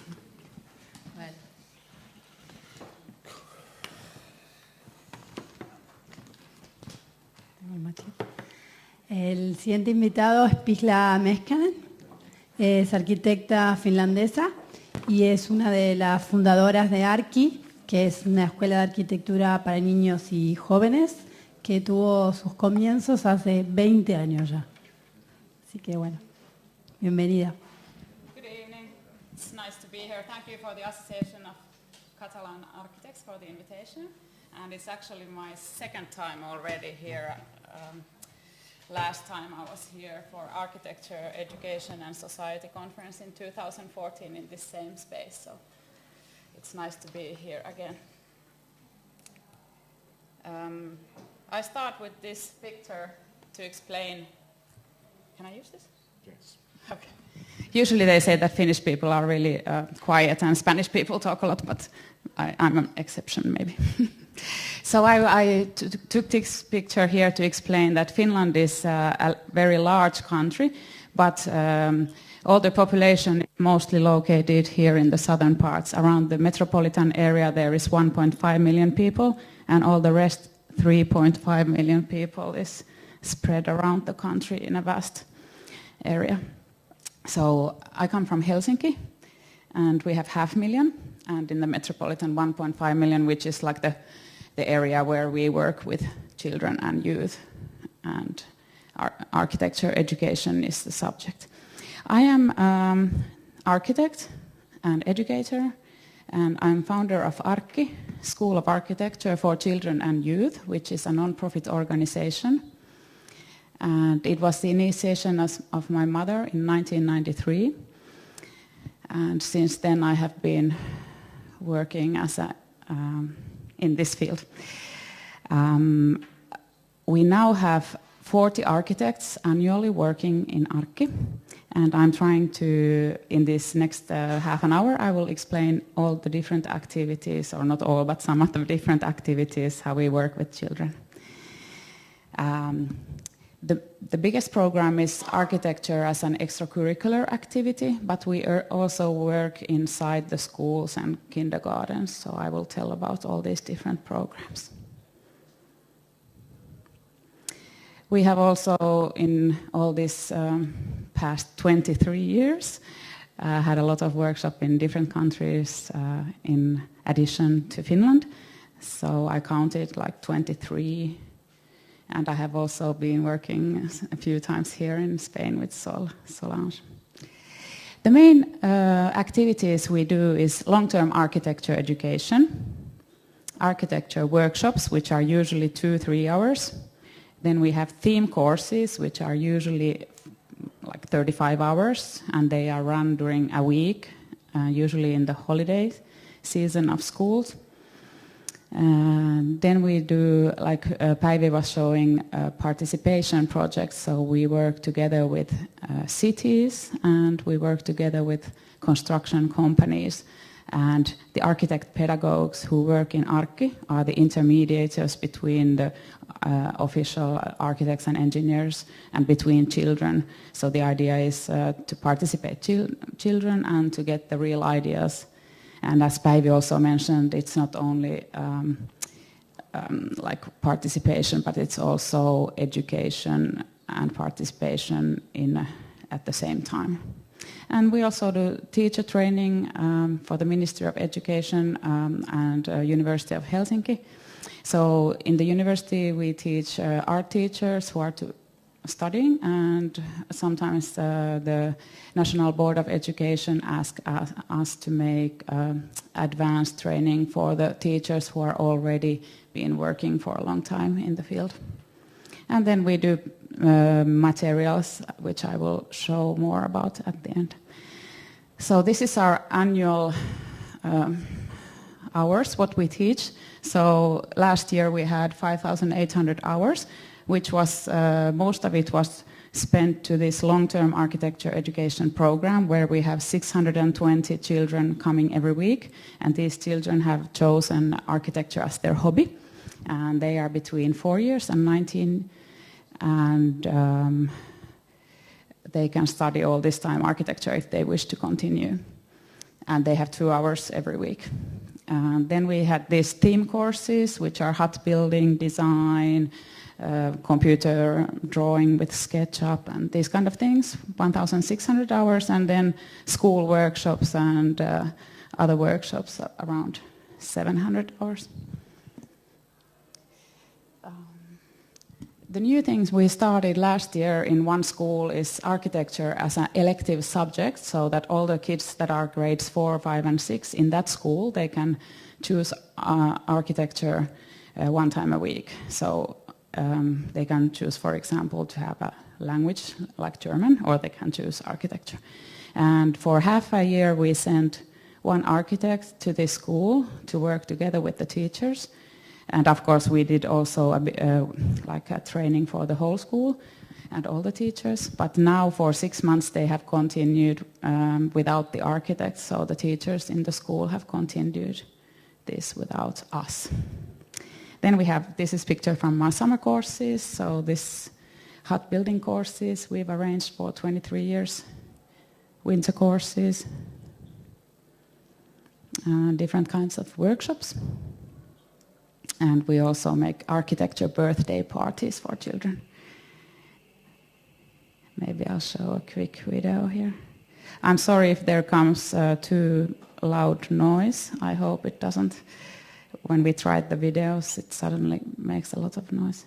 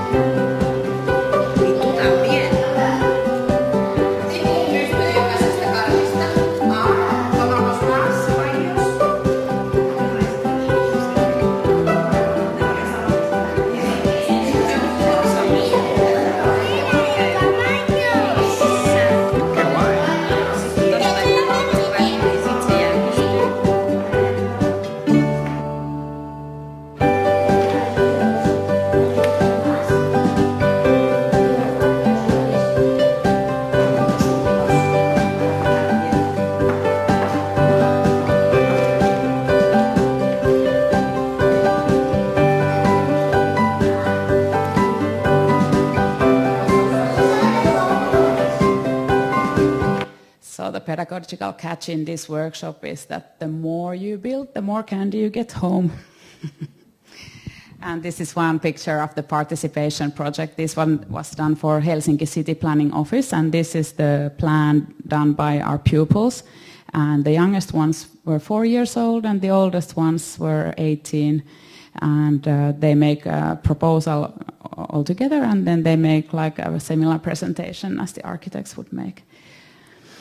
And this one is the first material we have done. This one is in the internet, and it's available in 9 languages. We did it together with Nordic partners from all Nordic countries. It's in place.org. I will show you the website later.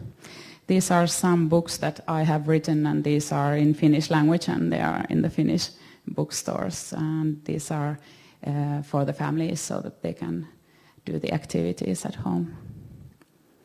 So some background for how are we able to do this in Finland? In 1993, the government in Finland decided that architecture should also be, there should be made a national curriculum, which means we call basic education of arts. It doesn't mean that the education is inside the school, but it is outside the school. But we still have, for example, we have a law for it, and the National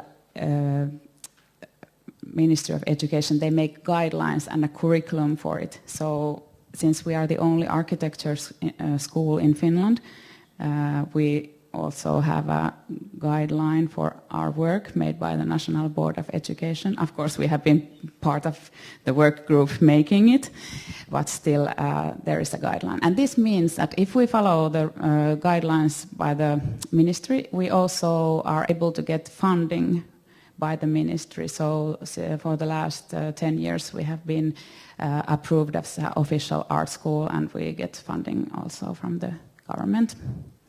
And in Finland there are 70 music schools, 35 art schools, and 1 architecture school. There is theater schools, dance schools, and some other after-school art schools for children that get funding by the government.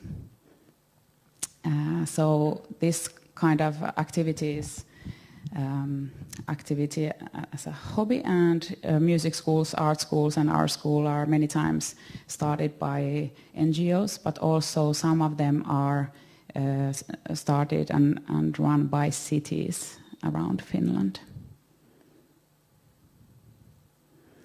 And in the national curriculum, it says that architecture is a qualitative concept related to the built environment, particularly concerning the planning and realization of the environment. And also it says that architecture has to do with the integrated unity of aesthetics, utility, functionality, technology, and ecology. And of course it says a lot of more, but it's quite interesting, of course, how the officials and the government wants to set the guidelines. So our program for this basic education of architecture outside school curriculum is 15 years. So our pupils can start when they are 4 years old, and if they want to, they can continue. And we have a lot of students who continue for more than 10 years. And some of the first students that were in 1994 in my first group, 2 of them are now teaching in Ark, and they are architects. But of course, thousands and thousands of children become something else and not architects. And actually, for the young age groups, the pupils come together with the parents. So we are also secretly teaching more than 300 adults every week. And so we have, for the 15 years, we have a spring term and fall term for every year. So we have 30 modules, and we have altogether 300 projects for the children if they want to complete our whole program, which is 1,580 hours. And then we have these other theme courses, and these are open for everyone, so for all the kids who are not joining the long-term program, they can join the workshops and the shorter courses. And in the beginning, when we started, a lot of people thought that we are, of course, trying to make architects out of the children. And in Finland, general public thinks that architects make black boxes or white boxes. And so it was a little bit confusing. People thought that, oh my God, I don't want my child to be an architect. It's so horrible. But now I think since we have been operating for more than 20 years, the public realizes that architecture education is not for making children architects. But we believe, and we tell our families, that architecture education gives children new capacities and means and mediums to influence the creation of our future environment, no matter what their occupation will be in the future. And of course, we have 15 years to work with the kids, so we can address all different areas in architecture. But what is architecture then? I think everybody has own opinion about it. This is my daughter. I think everybody's showing their children. And so our architecture is, of course, a lot of things depending how you look at it. So it's about the qualities and the design, but it's as well about the building materials and the environment, sustainability, and culture, history, and of course like more conceptual things about like the now I'm looking for the English words, spirit of the place, for example, the symbolic language of architecture, identity, theoretical aspects, and such things. And we all, as architects who are architects here in this audience, we know that always there has been definitions what is architecture. And this picture I took because I think that we have to always remember that it's a human who is in the center of the architecture. Or maybe not. And architecture is, of course, something that we cannot escape. It's always surrounding us. And it makes the theater for our everyday. And it provides us shelter against the forces of nature. And what we try to always think or study with our kids is that architecture is multisensory. It's not something that is only visual or something that you just look, but it is much more. And I think this is a discussion that we have many times with for example, some people tend to think that architecture is just a facade or something, and I think it's much, much more.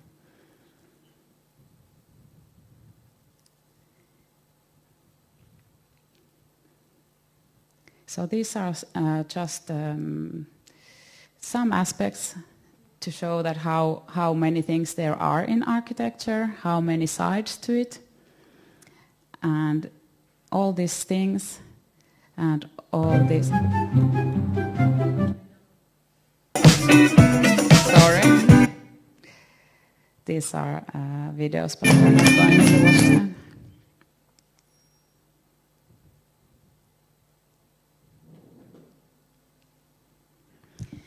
So it's quite a complicated thing. So how do you then discuss, or how do you educate architecture to children? And who makes the decisions for the future environment? And I think this is very important, because it's not only architects. It's so important for everyone to have knowledge and the means how to influence. And what I think is, especially if we think of school and architecture, I think architecture is a perfect subject for the schools because it combines, it's interdisciplinary, it combines different subjects, and it actually makes it easier to teach many subjects because I think separating life and separating things in life, it's not always possible. So through architecture, it's actually easier to learn many things, and this I think is an opportunity in the school. So now the world has moved from STEM education to STEAM education, which means arts,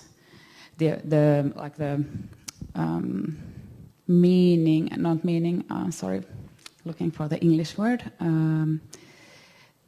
like, mikä on merkitys? Checking. Huh? Meaning. Okay, the meaning of art is recognized in the education because like before everybody thought that the more you learn math, the better you will be, and then in the future everything is depending on the capacity of how much you know math. But now we need creativity and different types of thinking in the future. So that's why I think that architecture is a perfect combination in STEAM because it can already include all these different subjects inside it. So I think that even though architecture is a complicated and a vast combination of many things, when we look at it with children, we have to look small pieces at a time because it's different. Otherwise, it's too difficult to comprehend all the things at the same time. So I think that first we have to learn the ABC, then we learn to read and write, and at the end, it's possible to make poetry with the language of architecture. And how we do it in Arki is that we use play. That's the natural way for children to learn. They investigate, experiment, construct, make experimentations, try structures. And I think architecture is really nice in the learning process because there is rarely something would be necessarily better than something else, but they are equally good. For example, in the Finnish school system, many times the children end up thinking that I cannot sing or I cannot draw because they get number 5 or number 7. But nobody tells them that they can't do model building or they cannot understand architecture. So that's why we really love to work with children because they don't have these restrictions in their mind. And many times when we are looking or studying some aspects of architecture, the real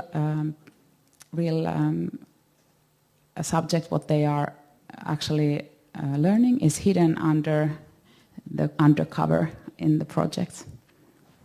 And we think that the process of experimentation is the most important and not the end result, which is a typical thing that, for example, the parents are expecting that there is some kind of end result which looks like art or looks like typical architecture.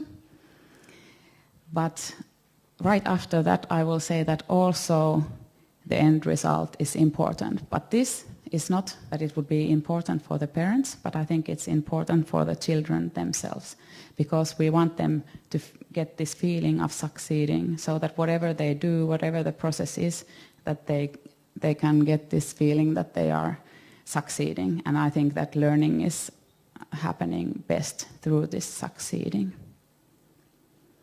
And in this process, the role of the architect is important, but not as the old-fashioned way that the architect is telling something which is true, but the architect is part of the process. And they are learning and going through the journey together with the children. And we think that architecture is really perfect for children to learn these skills that they need in the future, because at the same time, when they learn about architecture, they also keep up their creativity. And these 5 C's, creativity, complex problem solving, critical thinking, communication and collaboration are key factors that are, for example, like the skills that people will need in the future working life. And I think that architecture education is perfect for keeping up or developing these skills. And also children learn design thinking in these projects. And also we have noticed that the children, this kind of three-dimensional and experiential working, it really helps children with different kind of learning modalities. And we have had very good results with children with special needs and who are not able to concentrate. So in this kind of learning processes, they can really shine, and the teachers are really happy to see them work. So, architecture in the curriculum of elementary school. So now I'm jumping inside the school. So in Finland, architecture has been 10 years in the curriculum, and mostly it has been inside the subject that is called arts. And also it can be seen, it is not mentioned, but I think that it fits really well in, this is the 6 cross-curricular themes of the Finnish curriculum of elementary schools. So we have only government schools. I think we have only 1 private school in Finland, but all the schools in Finland are following the same system, and the national curriculum sets out the goals and the contents of the curriculum, and then all the schools follow the same curriculum. Of course, they have possibilities of changing something and choosing also how they do it, but basically everybody does the same thing in all the schools. So the main themes throughout the whole education is cultural identity, participatory citizenship and entrepreneurship, responsibility for the environment, well-being and a sustainable future, safety and well-being, technology and society, communication and media competence. So these are the skills that the government thinks that are the most important, that children should learn within the 9 years that they go through the elementary school education. And these are cross-curricular themes but they are not subjects, but they have to go through the curriculum. So these subjects, I think, that are the ones in the school that can integrate architecture and built environment education. So it's easy to combine mathematics and architecture, environmental and natural studies, biology, geography, and so on.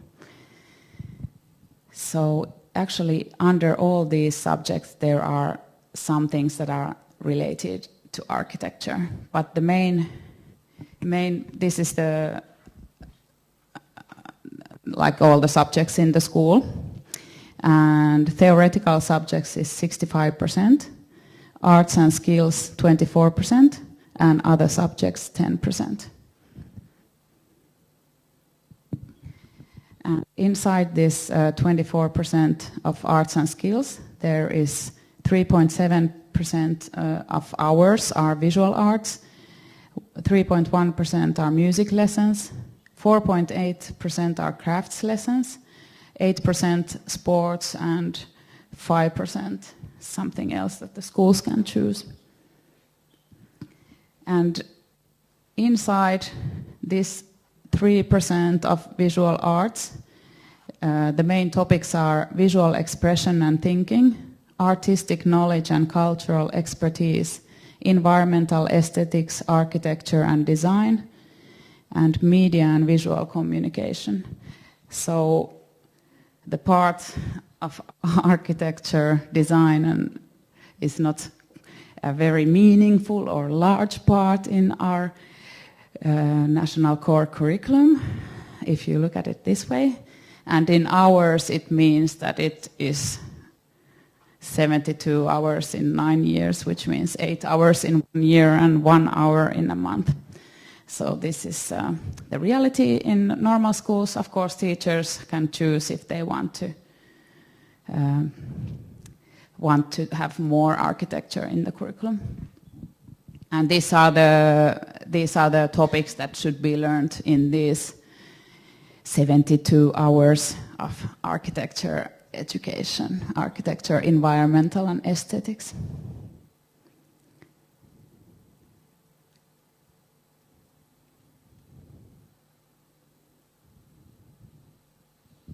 And then there is also, like in the 7th, 8th and 9th grades, there is subjects that the pupils can choose. So there is also possibility to take more art classes in those years. So some schools provide architecture classes that the pupils can choose then.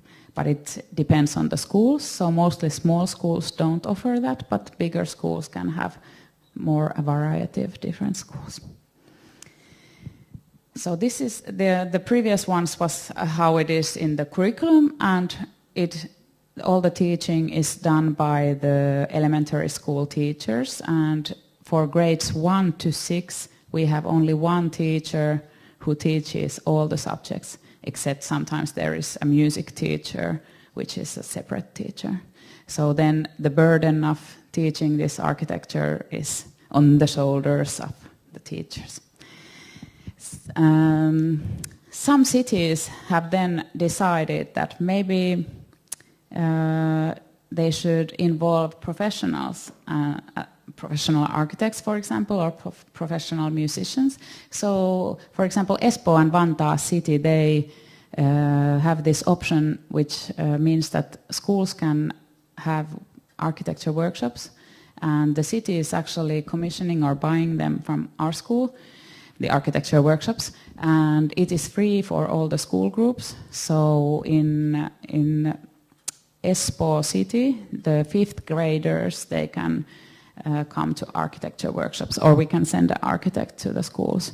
And now 2 years ago, this we have done already for I think 6-7 years, and now another city is following this kind of footsteps, which is Vantaa city. So also we are offering architecture workshops in that city. And I think this kind of formula or method comes from Norway. They started like 10 years ago, this kind of thing, that they are not only using the school teachers but also resourcing the society. So also the children have possibility to have museum workshops, and they can use all kinds of other experts in addition to the regular teaching which is provided in the school. Okay, then I will tell a little bit more about the teaching materials that we have done for the teachers.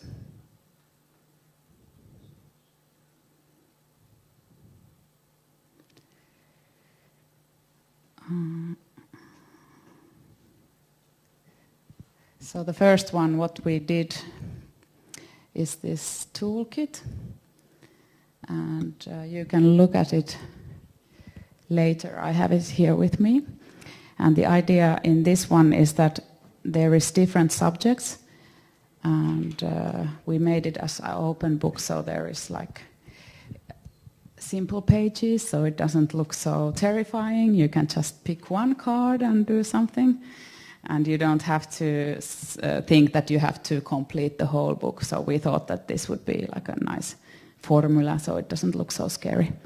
And so it contains 14 different subjects for the teachers to use. And then we also included some tools, because we have found that sometimes teachers are scared about architecture. It sounds horrible. Also, I heard one child started to cry because he saw our exhibition, and then he said, "Mother, mother, mother, I want to go do that." And the mother said that, "Yes, you can go to architecture school." And then the child started to cry, "Architecture and school." And sometimes also it sounds like that to teachers, that architecture is something strange. So in this toolkit you can find really, really magical tools. Like this one is finding out about the building materials, because you can feel the materials much better since these are the magic gloves. And then there is other tools, like you can hear the space better if you close your eyes and concentrate on the other senses. And then there is also a very magical tool, which is a mirror, and you can look at the space in a different way. You can see different things in architecture if you look at it from a different angle. So that has been very, very successful with the school groups. So they run around the school building, and then they are looking at the ventilations, because when you look at architecture with that mirror, you can see really different things that you see normally. So in this toolkit, there is different kind of experimentations for different senses. So there is something that you can, how you can discover architecture by looking, and how you can listen to the space, use your ears, how you can use your other senses like smelling, and how you can touch and find out about the qualities of different materials, and how you can, this part is about the history of Nordic countries, how you can recognize specific things that are related to the history in the Nordic countries. And of course, basic things like scale in architecture and forms, and like cultural history space, and what makes different spaces and places specific, and structures and rhythm in architecture, light and shadow in architecture, colors. And then there is a first introduction to the teacher, how they can use this toolkit. But this all is meant so that they can use the school building, the school surroundings, and the area where they usually are. They can use it as a source for learning. This is another toolkit that we have made for Finnish teachers, and this is completely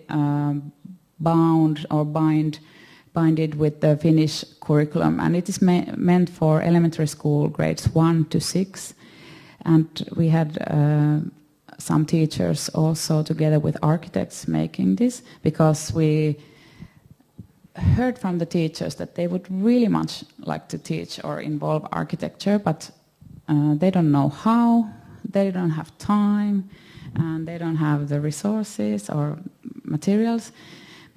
So then when we understood all the problems and how the school day works, so then we did this together, and then this works in the school better than the original toolkit, because in this we have integrated different subjects through architecture. So actually by doing one project, they can check 3 things in their work chart. So they can check like, okay, history, mother tongue, crafts. So they can do many things at the same time. So this one has also like a little bit similar structure than the toolkit. So there is like separate cards and separate themes. And this is all in Finnish, so I have put some translation there in English to understand the structure of this. And there is a guideline for the teachers for each theme, and then it says which part in the curriculum it relates to. So there is different projects for different grades, and every card says that through this project you can teach, for example, this and this in mathematics, this and this in craft, and this points that you would have to address in, for example, the mother tongue classes. And then there is a step-by-step guideline how to do it. And for this package, we have also made a website, so this is all free for the teachers, and it's in the website, so they can get all these guidelines, but also we have made like introductory or inspiring lectures for the kids there, so the teachers don't have to make these presentations by themselves. They can go to the website and then they can find. Here you can see the first subject that is about finding forms in the nature and getting to know the geometric forms and the names of the forms.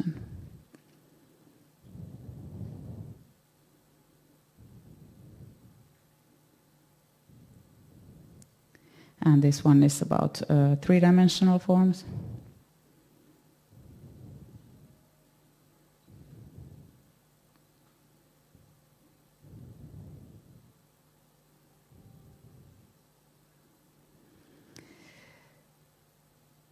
So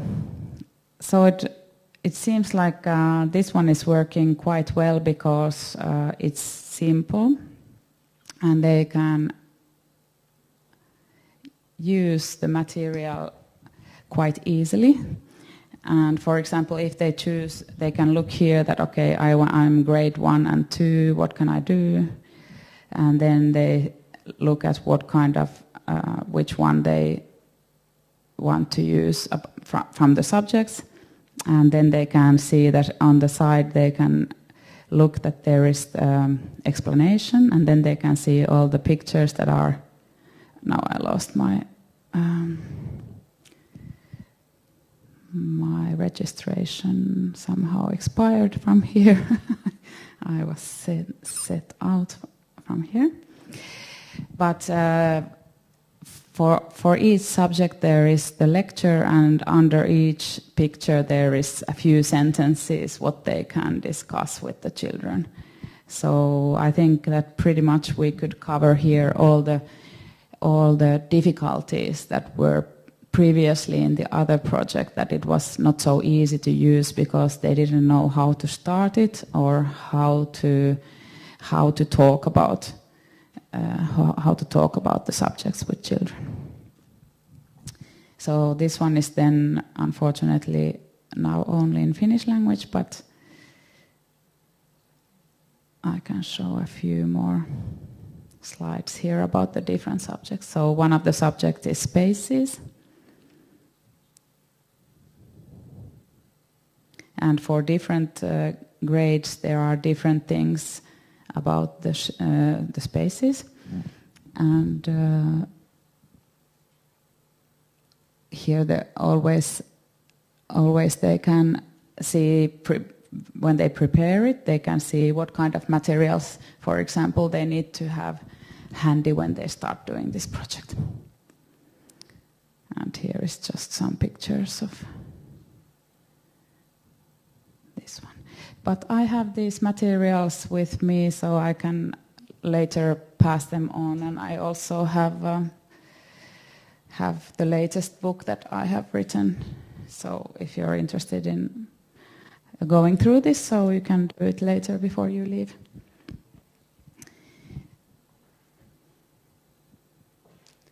So I think I will end up with a small video.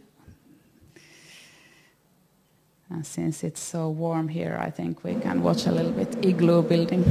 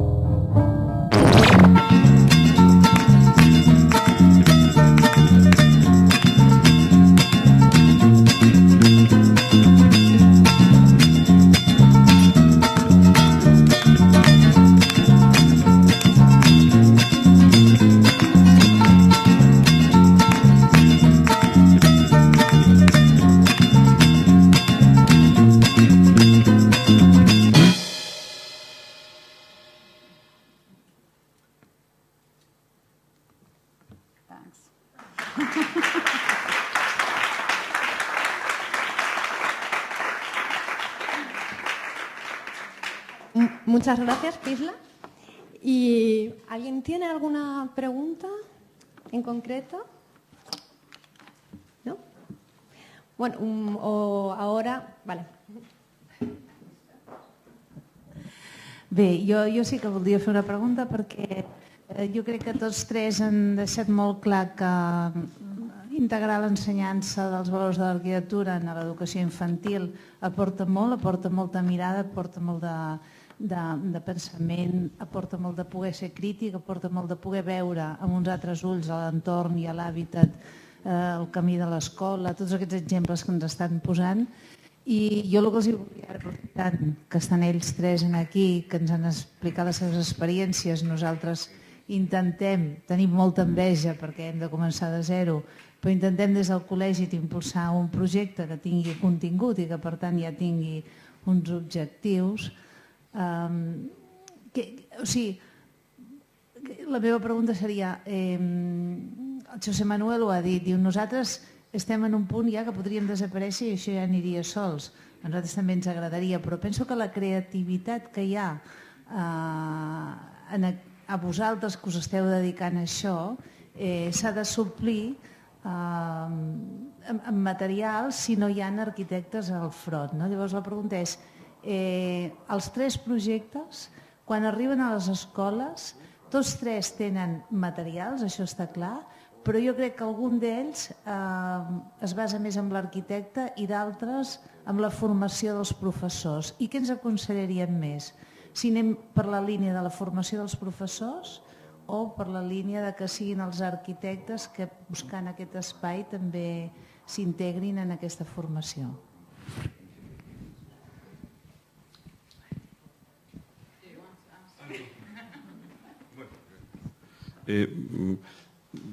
Vamos a ver, desde mi punto de vista, la calidad del resultado será mejor cuanto mejor formación tenga la persona que lo haga. O sea, un arquitecto con formación pedagógica, conocedora del sistema educativo y dónde se va, es el óptimo. Pero yo creo que también hay que ser... o sea, no se me ocurre discutirlo, porque yo cuando veo todas las propuestas del colectivo Playground, la imaginación y lo divertido y la fiesta que hay en torno a la arquitectura, yo los envidio. Desde el proyecto Eterno tenemos esa capacidad de llegar con estos recursos, ¿no? Entonces, si fuese posible, o bien por lo que es el tallerista invitado a los colegios, que esa figura existe, que en periodos determinados se puede incorporar a nivel curricular la presencia de especialistas, sería, para mi entender, lo óptimo. ¿Qué ocurre? Que yo reconozco en esos temas, desde mi punto de vista, yo soy muy pragmático. Eso llegará a pasar, yo no lo veré, pero llegará a pasar. Yo lo que digo es que yo ahora lo que sí sé que hay es que en todos los centros hay profesorado. Entonces, si yo quiero llegar, tengo que usar lo que hay, no lo que habrá. Entonces, yo no creo, yo creo que son estadios distintos de un proceso que tiene que acabar con formación específica y especialistas en los colegios. Mientras tanto, lo único que se nos ocurre hacer nosotros es lo que podemos hacer. ¿Por qué? Porque si no, también hay que ser conscientes de que puede convertirse en proyectos locales, urbanos, porque son los de más fácil atención, y cuando tú te encuentras con centros de periferia o de montaña, ahí no va a ir ni Dios a dar un curso en la puta vida, con perdón. Claro, y eso desde luego desde mi óptica no debe ser, porque lo nuestro tiene que ser universal, total, global, y por lo tanto el mecanismo que se ponga tiene que atender a toda la población escolar. Entonces, claro, eso plantea resultados y estrategias distintas. No se me ocurre cuestionar la calidad del resultado. Digamos que podemos decir, la escolarización obligatoria lo que ha hecho es subir el nivel medio de formación de la gente. Posiblemente los que más sepan no sepan más, pero los demás sabemos más, ¿no? Pues esa es un poco mi filosofía. El recurso para llegar a todas partes es aprovechar lo que ya existe, ¿no? Sabiendo que podría ser el resultado mejor si hubiese más recursos, ¿no?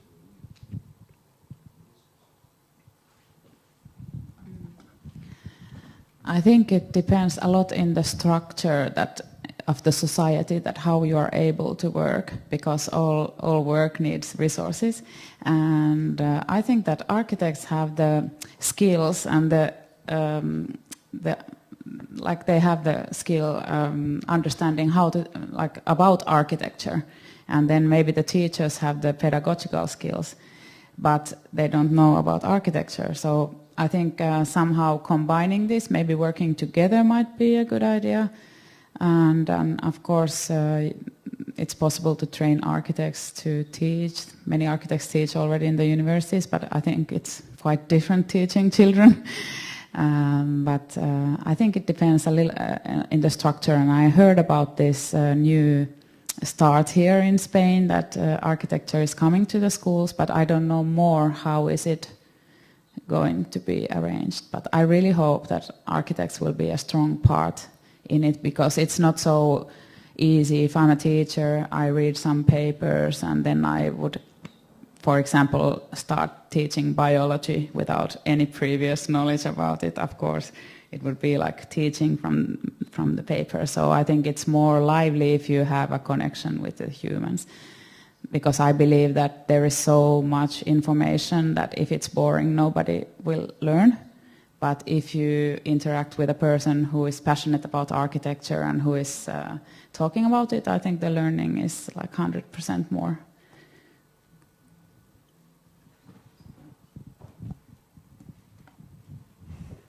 To give advices is always difficult, because you always made a fault by yourself before. I guess you can't leave any of the levels. So just fast forward, and in the beginning it's always difficult to convince that this is the way and this is very important, but make it big, make it first really big and public, and everybody's talking and everybody's getting curious, and then you can breathe out a little bit and perhaps make a priorities. But I would say you have to start now. When the moment is there, you have to start in all the levels. So go to schools, send the architects to the schools, make the vocational trainings, go into the universities, and not to forget, this is what Pihla said, the architects knows the aims of architecture and teachers the aims of the teaching, but only together they are doing the both thing the best. So interdisciplinary teams is the thing which brings this forward, and everybody who's sitting behind me join it and make it bubbling. It's so nice, and if you're an architect, you get so much of working in teams with the teachers and children, and another way around, exactly the same. So this is a fantastic field to work with. I promise.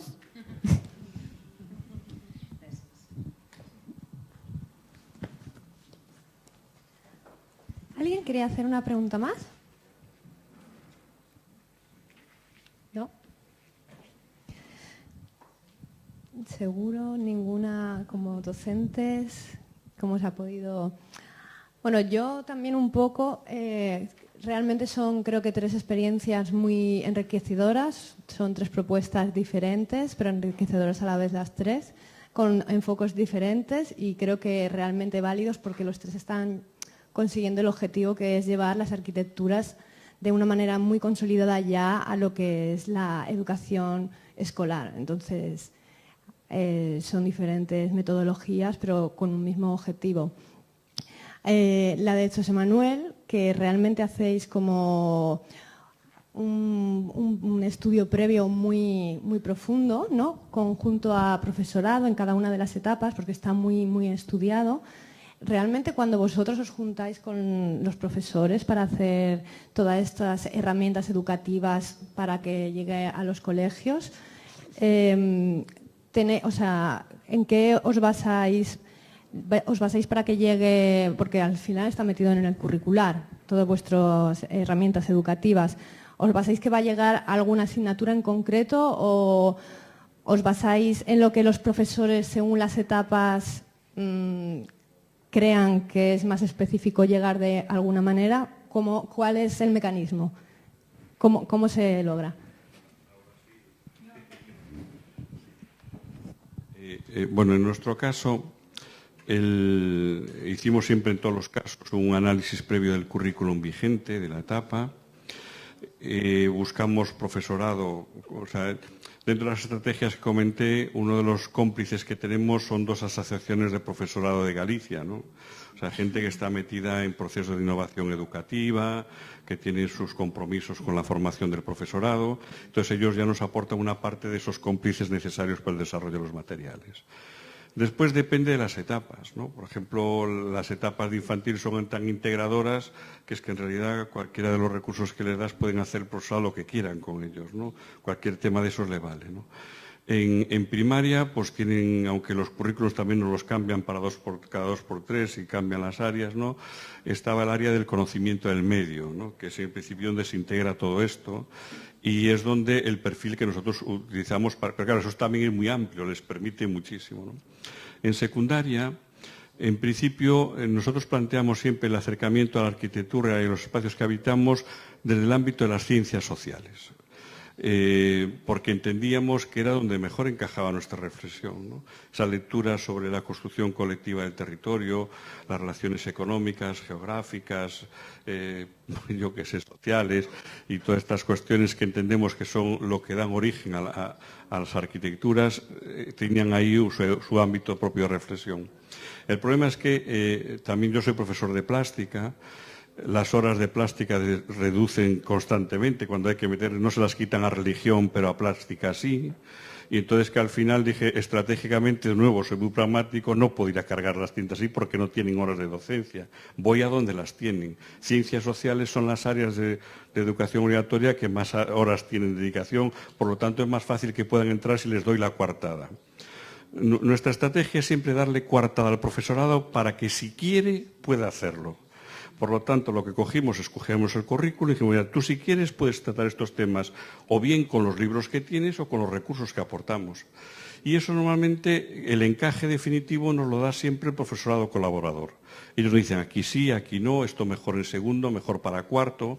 Cuando nosotros hicimos las unidades para educación secundaria nos decían claramente, la unidad de arquitectura popular va muy bien en el segundo curso, la unidad de arquitectura de identidad territorial puedes encajarla entre tercero y cuarto, la unidad de arquitectura contemporánea pues puedes ponerla en la asignatura de arte de bachillerato o en las asignaturas de plástica. O sea, ellos también nos iban dando los encajes, bueno, pues perfecto. Entonces, una de las cosas que nos pasó es que con el paso del tiempo el profesorado fue cogiendo de cada una de las áreas aquello lo que les interesó y al final lo fueron incorporando como un recurso propio, ¿no?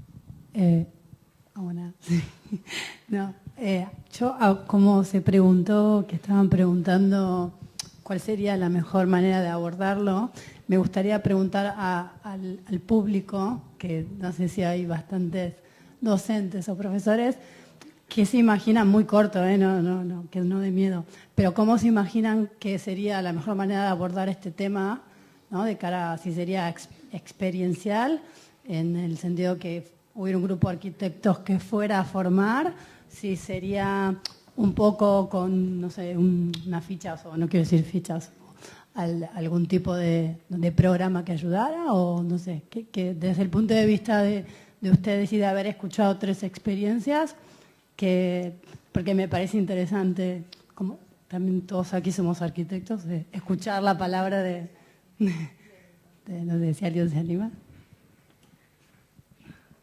Hola, buenas tardes. La verdad que no sé la respuesta así, pero sí que una cosa interesante sería que las escuelas fuesen ya unas lecciones de arquitectura por sí mismas. Yo creo que aquí en Barcelona, Cataluña, se hace un esfuerzo por todos los arquitectos que proyectan arquitectura escolar y seguir ese camino es bueno, ¿no? Que los niños cuando entren en su edificio sientan aquella pequeña vibración que dice esto es diferente, esto está bien, me encuentro feliz aquí, aunque a veces, como vimos ayer, entre gente con ganas de romper las escuelas, ¿no? Muchísimas gracias. ¿Alguien más? ¿Sí?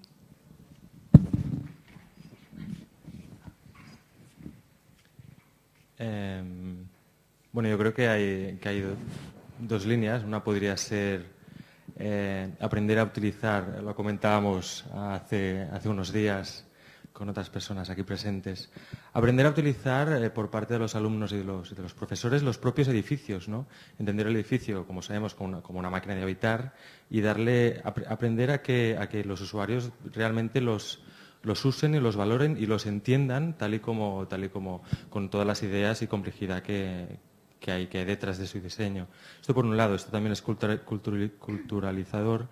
Y por el otro yo creo que también empoderar y hacer participar, como comentaban los ponentes, a los alumnos y también a el resto de usuarios en el rediseño y en la reutilización de estos espacios que de algún modo, pues desde un punto de vista pedagógico les pueden dar pues otros partidos, otras capacidades, etcétera, ¿no? Es decir, transformar el espacio para aportar alguna cosa que creo que también son líneas de investigación.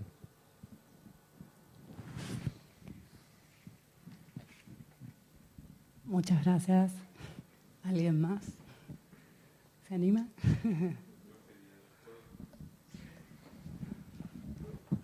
Sí, yo quería hacer hincapié en lo que comentaste, ¿no? La idea de que el edificio escolar, que posiblemente sea la institución más importante por la que todos pasamos, ¿no? Y con las que todos, que pasamos mucho tiempo, ¿no?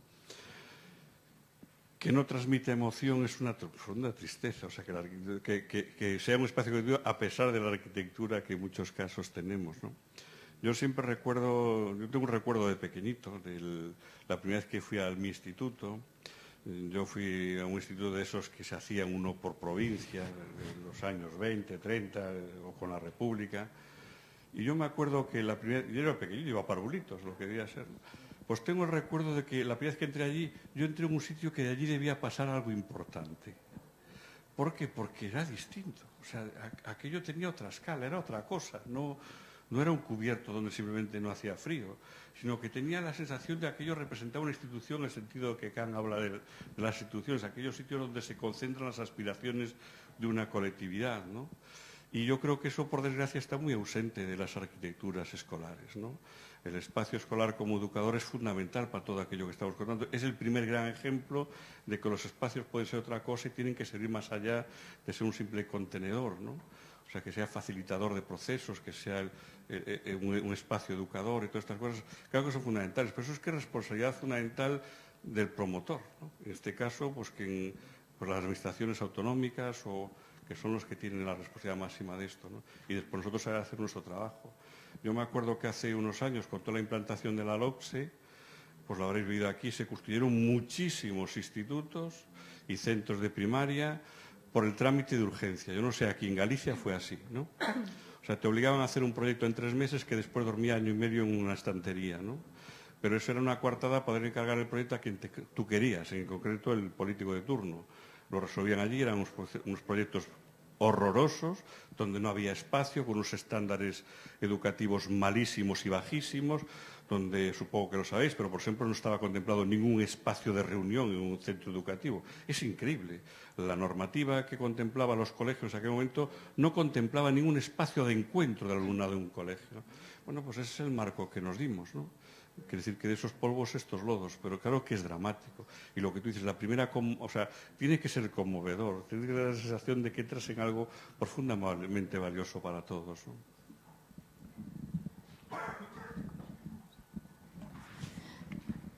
I'd like to come back to the original question that do you know what is the background that who has decided that architecture is coming to the school? Do you know what kind of situation is behind that decision?